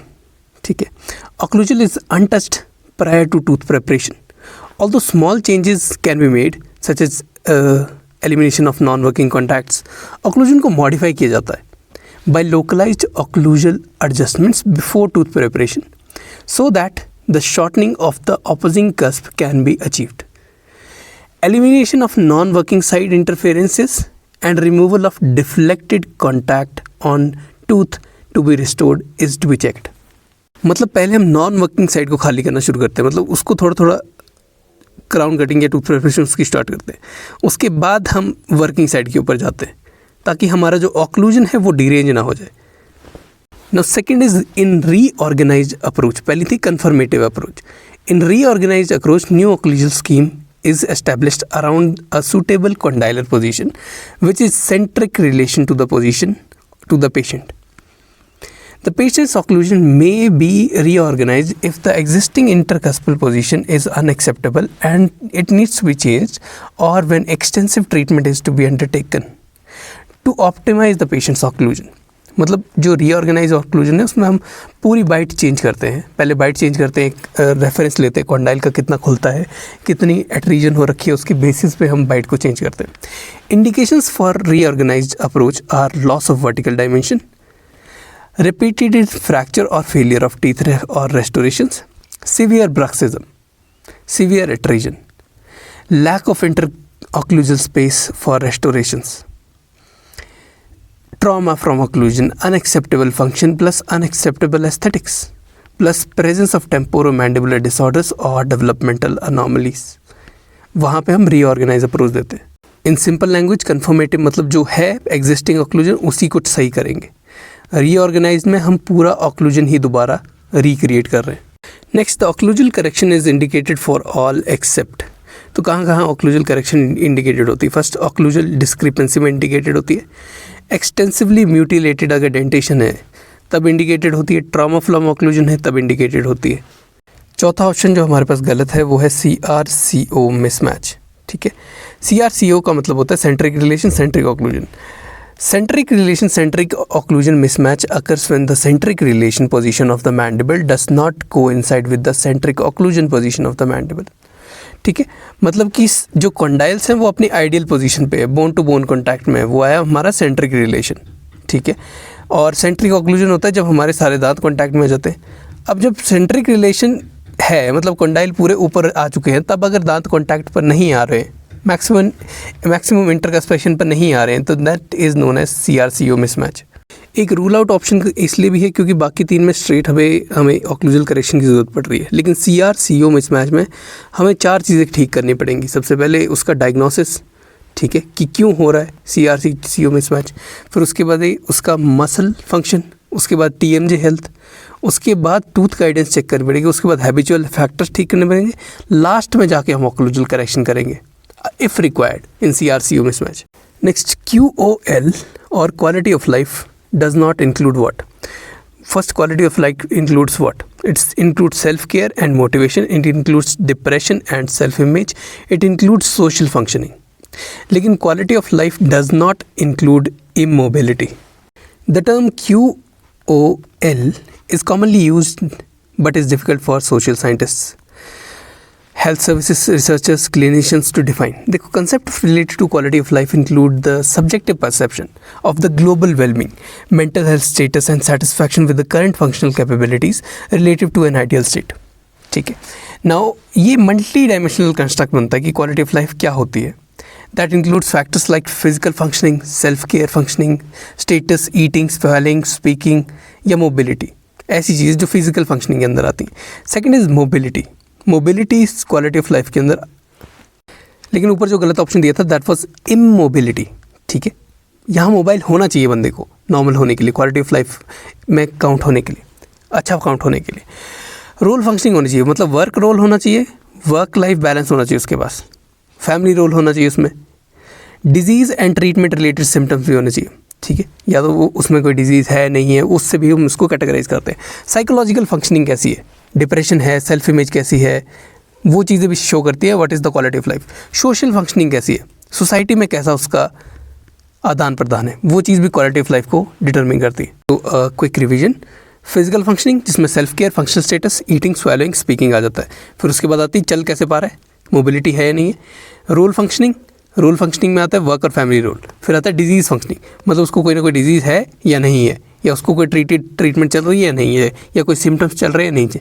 उसके बाद आता है साइकोलॉजिकल फंक्शनिंग, डिप्रेशन है नहीं है, सेल्फ इमेज कैसी है, ठीक है।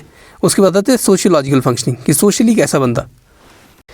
Next, all are the primary objectives of management of cleft except. तो प्राइमरी ऑब्जेक्टिव्स की बात कर रहे थे। First is elongation of columella, it is a primary objective. Aesthetic improvement of nasolabial complex, it is a primary objective. Next, positioning of deformed soft tissue plus cartilage in the cleft, it is a primary objective. चौथा option है हमारे पास, that is surgical correction of cleft. जो surgical correction of cleft है वो secondary objective होता है of the cleft treatment. देखो, प्राइमरी ऑब्जेक्टिव का मेन गोल क्या होता है कि वो नॉर्मल फीडिंग, नॉर्मल फंक्शन को रिस्टोर करवा रहा है, प्रॉपर स्पीच डेवलपमेंट में हेल्प करवा रहा है, मेंटेनिंग नॉर्मल ग्रोथ में हेल्प करवा रहा है, साइकोलॉजिकल इश्यूज को कम करने में हेल्प करवा रहा है, ठीक है। क्लेफ्ट मैनेजमेंट मल्टीडिसिप्लिनरी है, ये तो हमें पता ही है। सबसे पहले फीडिंग सपोर्ट चाहिए, स्पीच थेरेपी चाहिए, ऑर्थोडोंटिक चाहिए, साइकोलॉजिकल सपोर्ट चाहिए, दोनों पेरेंट और बच्चे के लिए, ठीक है। देखो, सेकेंडरी मैनेजमेंट में बेसिकली क्या होता है कि जितने भी हमने प्राइमरी मैनेजमेंट में कर दिया है, मतलब सारे मस्कुलेचर को उतना फ्लेक्सिबल कर दिया, उतना पास ले आए हैं कि हम सूचर कर सकें, उतनी सूचर लाइन के लिए जगह है, उतने कॉन्कस डेवलप हो गए हैं, ठीक है। लेटर इन्वेंशन या सेकेंडरी इंटरवेंशन में हमारे पास फाइनल चीज़ होती है कि हमने सर्जरी करके उसको सूचर अप कर देना है, जिससे कि फंक्शन, एस्थेटिक, साइकोलॉजिकल एस्पेक्ट सारी चीज़ें जो है वो एक स्थान पर रुक जाएंगी सेकेंडरी के बाद। Next, all are true about pre surgical orthopaedics except वाला जो आंसर है that is lengthening of columella in unilateral clefts. इसकी सही स्टेटमेंट ये बनेगी कि pre surgical orthopaedics in unilateral cleft it aims in aligning the alveolar segments together, ठीक है। ये अलाइन करने के लिए होता है यूज़, एल्वियोलर सेगमेंट्स को अलाइन कर रहा है और इम्प्रूव कर रहा है नेजल सिमेट्री को, लेकिन ये कॉलमनेला को लेंथन नहीं करता है, खींचता नहीं है ये। अब ट्रू स्टेटमेंट्स के बारे में बात कर लेते हैं। It is indicated in unilateral and bilateral clefts only, results in expanded tissue that reduces tension on wound, ठीक है। Aesthetics and contour of nasolabial complex is made more ideal in pre-surgical orthopedics. Since the early 1950s, the pre-surgical infant orthopedics, that is NAM, nasoalveolar molding, has been used in variety of ways to reduce the degree of cleft deformity and thereby enhance the surgical closure of the lip and palate deformity. In recent times, the approach has been modified and refined so that the primary focus of the management of the pre-surgical orthopedics, it includes the management of soft tissues deformities of nasal structures associated with the cleft anomaly, ठीक है। Primary में soft tissues. The objective is to better approximate the lip and cleft segments so as to mold and expand the deficient tissues prior to approximation by surgery. These devices also help in improving the feeding of infant because they partially obturate the oral defect. This technique is applicable both in unilateral and bilateral clefts. When applied to unilateral cleft, nasoalveolar molding results in expanded tissues which reduce the tension on wound closures and may reduce scarring of the wound. ठीक है, जितनी कम scarring होगी उतनी ज़्यादा growth में दिक्कतें कम आएंगी, उतनी ज़्यादा नॉर्मल ग्रोथ वो पेशेंट शो कर पाएगा। Aesthetics and contour of nasolabial complex are most ideal when the patients in bilateral cleft patients, the NAM, nasoalveolar molding, it lengthens the columella and often eliminates the need for the surgery. ठीक है, lengthening of columella ये हम bilateral में करवा रहे हैं, bilateral cleft patient के अंदर करवा रहे हैं, और ऊपर जो ऑप्शन दिया हुआ है हमारे पास वो unilateral लिखा है वहाँ पे, ठीक है। So bilateral one will be the correct option. Next, volumetric shrinkage in acrylic resin is 21%. Resin की बात हो रही है, क्यों? क्योंकि हमारे पास पॉलीमराइजेशन श्रिंकेज हो जाती है। The polymerisation of methyl methacrylate to form PMMA, it yields a 21% decrease in the volume of the material As might be expected, the volumetric shrinkage of 21% would create a significant difficulty in denture-based fabrication and clinical use. Next, even after proper mixing and proper technique for taking an alginate impression, the cast obtained has poor details. All of the following could be the reasons except: first, improper tray selection could be a reason. Too early removal could be a reason. Excessive salivation could be a reason. But fourth option, that is overextended impression, cannot be a reason for immature details or poor details. Overextended से तो हमारे पास ज़्यादा tissues की detail आ रही है वैसे भी. A rough stone surface will result if excess water has collected on the surface of the impression at the time of stone mixture, and thus excessive salivation will result in rough stone surface. Rough and chalky mode can also occur because of the premature removal of the impression. Rough and chalky due to premature removal of the impression. The model left in the impression for too long can also lead to rough and chalky model. ठीक है. Alginate materials are strain dependent. Thus the tear strength is increased when impression is removed in a snap, and it is always best to avoid twisting or torquing the impression in an effort to remove quickly. An improper tray selection can hinder the removal in snap. मतलब एक झटके में remove करना मुश्किल तब होगा जब आपकी ट्रे सिलेक्शन इम्प्रॉपर होगी. Next, according to Boucher PG 140, tray size is an important factor in the reduction of accurate impressions. To avoid tears in the impression, a minimum of 3 mm of alginate should be present between the tray and the oral tissues. मतलब 3 millimetre का आपके पास alginate tray और oral tissues के बीच में होना चाहिए at all times, ताकि फाइनली जब आप इम्प्रेशन को निकालो तो टीयर या फिर हमारे पास कोई भी चीज़ जो हो रही है, ये जो हमने ऊपर चीज़ें बात की हैं कि इम्प्रेशन में जो एक्यूरेसीज हैं वो ज़्यादा से ज़्यादा आ सकें. Next, an edentulous patient has flabby anterior ridges. Edentulous patient का फ्लैबी एंटीरियर रिजेस है. The impression material of choice is what? Impression material of choice for flabby anterior ridge is irreversible hydrocolloid. See, hypermobile tissues are commonly seen in anterior part of the edentulous ridge or an overlying atrophic knife edge mandibular ridge. When found in the anterior portion of the maxilla, it is usually as a result of anterior hyperocclusion. If the movable tissue is localized and not expected to interfere with the stability of the denture, then the tissue is captured and retained utilizing the non-pressure mucostatic technique. कौन सी technique? non-pressure mucostatic technique. ये तब करेंगे हम जब हमारा movable tissue जो है वो लोकलाइज है और डेंचर की स्टेबिलिटी को कोई नुकसान नहीं पहुँचाएगा. लेकिन ऊपर वाले क्वेश्चन में हमारे पास म्यूकोस्टैटिक इम्प्रेशन जो है उसको रिकॉर्ड किया जाएगा by properly mixed alginate and manipulated alginate impression. Putty and heavy body could be mucocompressive as they would displace the tissue. ठीक है.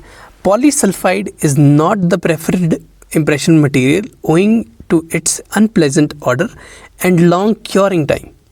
Hence the answer is irreversible hydrocolloids more than the polysulfide. मतलब use हम कर सकते हैं लेकिन irreversible hydrocolloid will always go first rather than a polysulfide. ठीक है. और irreversible hydrocolloid हमें पता है कि alginate is a irreversible hydrocolloid. Next, altered cast technique is most indicated for what?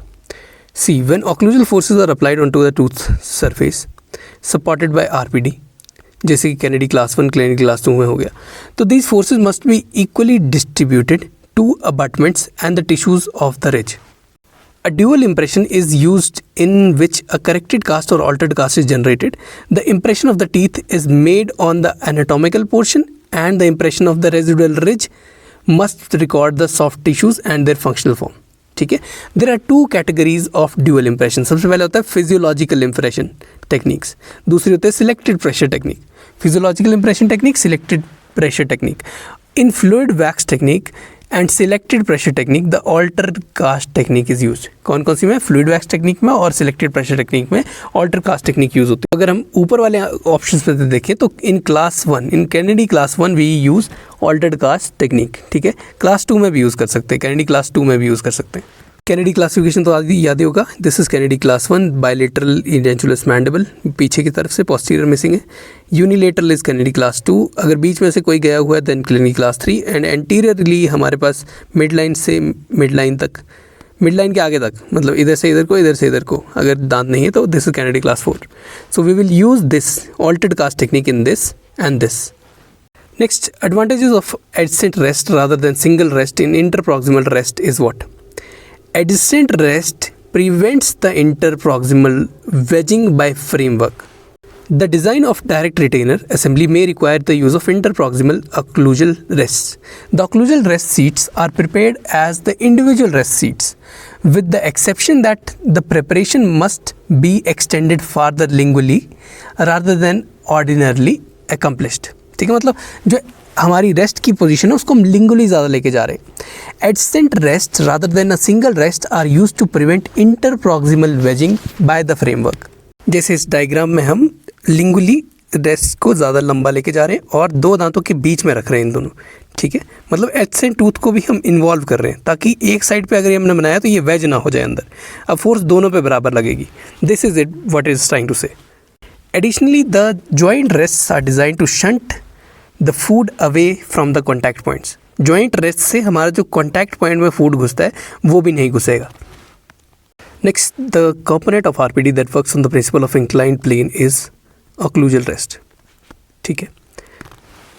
It is essential that a rest seat be prepared in the occlusal surface of each tooth, thus that is to receive an occlusal rest. The floor of the occlusal rest must be inclined slightly towards the center of the tooth. Floor of occlusal rest must be inclined slightly to the center of tooth. The enclosed angle formed by the line dropped down the proximal surface of the tooth parallel to the long axis of the tooth, and the floor of the rest seat should be less than 90 degree.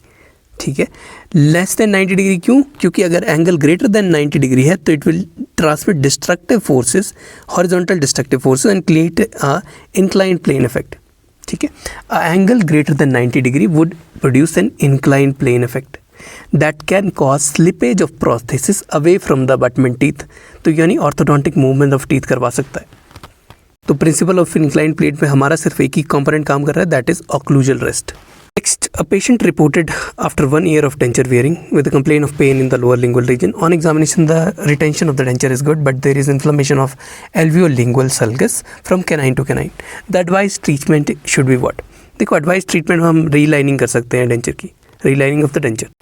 सी, क्योंकि हमारे पास जब patient आते हैं हमारे पास तो उसमें अगर कोई भी एल्वियोलिंगुअल सल्कस में इम्बेजमेंट अगर हो रही है डेंचर की वजह से तो वहाँ पे उसको पेन हो सकती है, ठीक है, पेन और इन्फ्लेमेशन हो सकती है। इसलिए अगर हम रीलाइन कर देते हैं तो वो प्रॉपरली अडेप्ट कर जाता है और उसके बाद सॉल्यूशन मिल जाता है। लेकिन however if the pain was reported during the initial follow up then the pain would mostly be due to over extended denture border. अगर हमने मतलब 1 साल यहाँ पे बोल रहा है, अगर 1 साल से पहले मतलब बंदा 2-3 महीने में आ गया कि मेरे को दर्द रह रही है यहाँ पे, तो वो ओवर एक्सटेंडेड डेंचर बॉर्डर्स की वजह से ज़्यादातर देखी जाती है। अगर 1 साल तक आ रहा है तो मतलब हमारे पास वहाँ पे थोड़ा बहुत जो टिश्यू है वो और डेंचर है उसके बीच में थोड़ा डिफरेंस आ गया। Next, when changing the denture bearing areas the maximum retention in the CD patient can be gained by, तो maximum retention can be gained by balancing of the muscular forces that is going to be applied on the denture. 2 physical factors are involved in denture retention that are under the control of dentist and the technique driven. First is optimal extension of the denture base and the other is maximal intimate contact of the denture base to its seat or the basal tissues, ठीक है। Muscular factors can be used to increase the retention and stability of dentures, but the actions of buccinator, orbicularis oris, intrinsic or extrinsic muscles of the tongue, they can be harnessed by the dentist so as to achieve appropriate impression techniques and appropriate impression and thereby achieving an appropriate retention.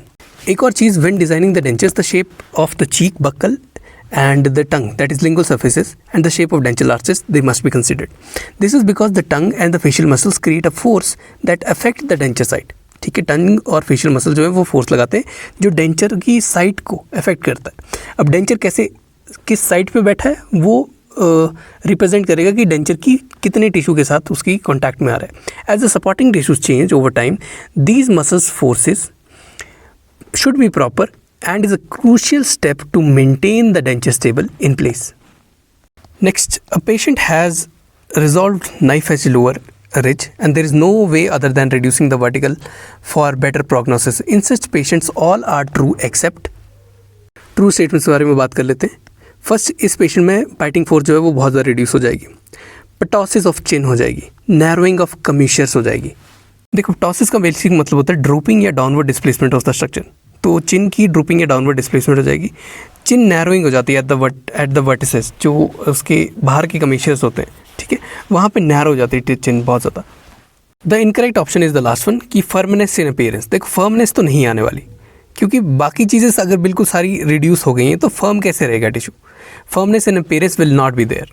Explanation पढ़ते हैं. A decrease in the facial height from the collapse vertical dimension it results in severe facial changes. सबसे पहले है loss of labiomental angle. Labiomental angle जो है वो loose हो जाता है and there is deepening of the vertical lines. There is narrowing of the commissures and inversion of the lips, thereby हॉलोइंग the cheeks. ठीक है, हॉलोइंग ऑफ द चीक की वजह से हमारे पास नैरोइंग ऑफ कमीशर हो जाते हैं और इन्वर्जन ऑफ द लिप्स हो जाती है.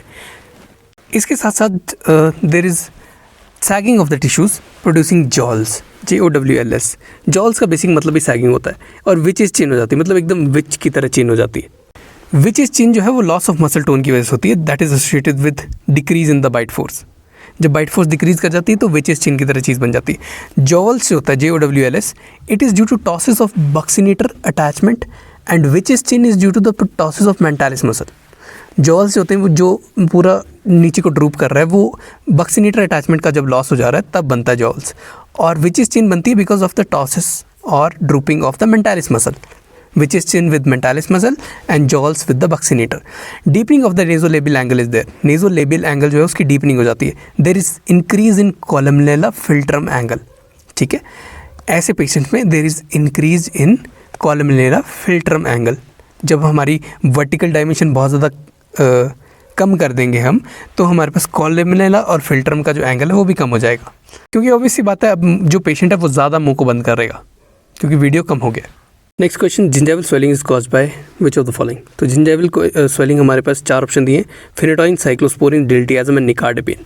तो फिनेटोइन प्लस साइक्लोस्पोरिन दोनों इंडिविजुअली जिंजाइवल स्वेलिंग को कॉज करते हैं. Next question is what anticoagulant is used in ABG test. Arterial blood gas test में कौन सा एंटी कोएगुलेंट यूज़ करते हैं.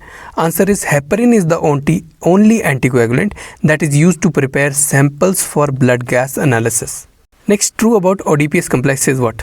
ODPS complex is seen in males. It was given by Freud and it is in phallic stage. ठीक है, ODPS complex mails में देखा जाता है, फ्रूड ने दिया था, और फैलिक स्टेज में देखा जाता है. Next, a female patient having a white patch bilaterally also is diabetic and hypertensive. White patch है उसके पास bilaterally और हाइपरटेंसिव और डायबिटिक है. तो कौन सा सिंड्रोम बनेगा यहाँ पे. The answer is Grinspan syndrome. ये सीधा याद करने की चीज़ है. डायबिटिक है, वाइट पैच है bilaterally और हाइपरटेंसिव है. There is Grinspan syndrome, GRINSPAN syndrome. Next, the distolingual part of the denture space is influenced by a muscle. That is which muscle. तो आंसर है हमारे पास पैलेटोग्लॉसस मसल जो है वो डिस्टोलिंगुअल part of denture को जो है वो इन्फ्लुएंस करता है. The muscle descends from the soft palate to the lateral margin of the tongue. Right and left side of the muscles of palatoglossus they meet each other at the mid line. ठीक है, of the tongue to create a sphincteric function. When closing the posterior portion of the oral cavity, the distolingual part of the denture space is influenced by this muscle. When this muscle contracts, the terminating part of the alveolingual sulcus will be included in this movement. Next, for suckling reflex, all are true except. देखो, suckling reflex में पहली चीज़ जो true है, that is suckling reflex involves the front to back movement of tongue. आगे से पीछे को जाती है tongue. Second, it is a primitive reflex. ये बच्चा लेके पैदा होता है. It's a primitive reflex. Third चीज़ जो सही है, the sucking reflex happens when the roof of baby's mouth is touched. ठीक है, जब बेबी के माउथ की रूफ को हम टच करते हैं तो सकलिंग रिफ्लेक्स एक्टिवेट हो जाता है. ठीक है, और जो सकलिंग रिफ्लेक्स है, चौथी चीज़, it disappears by 1 year of age. ठीक है, तो जो हमारा ऑप्शन गलत है कि, और जो गलत ऑप्शन है उसमें लिखा है कि प्रेजेंट टिल 4 years ऑफ एज, लेकिन जो सकलिंग रिफ्लेक्स है वो 1 year ऑफ एज की जो लाइफ होती है उसमें डिसअपीयर कर जाता है.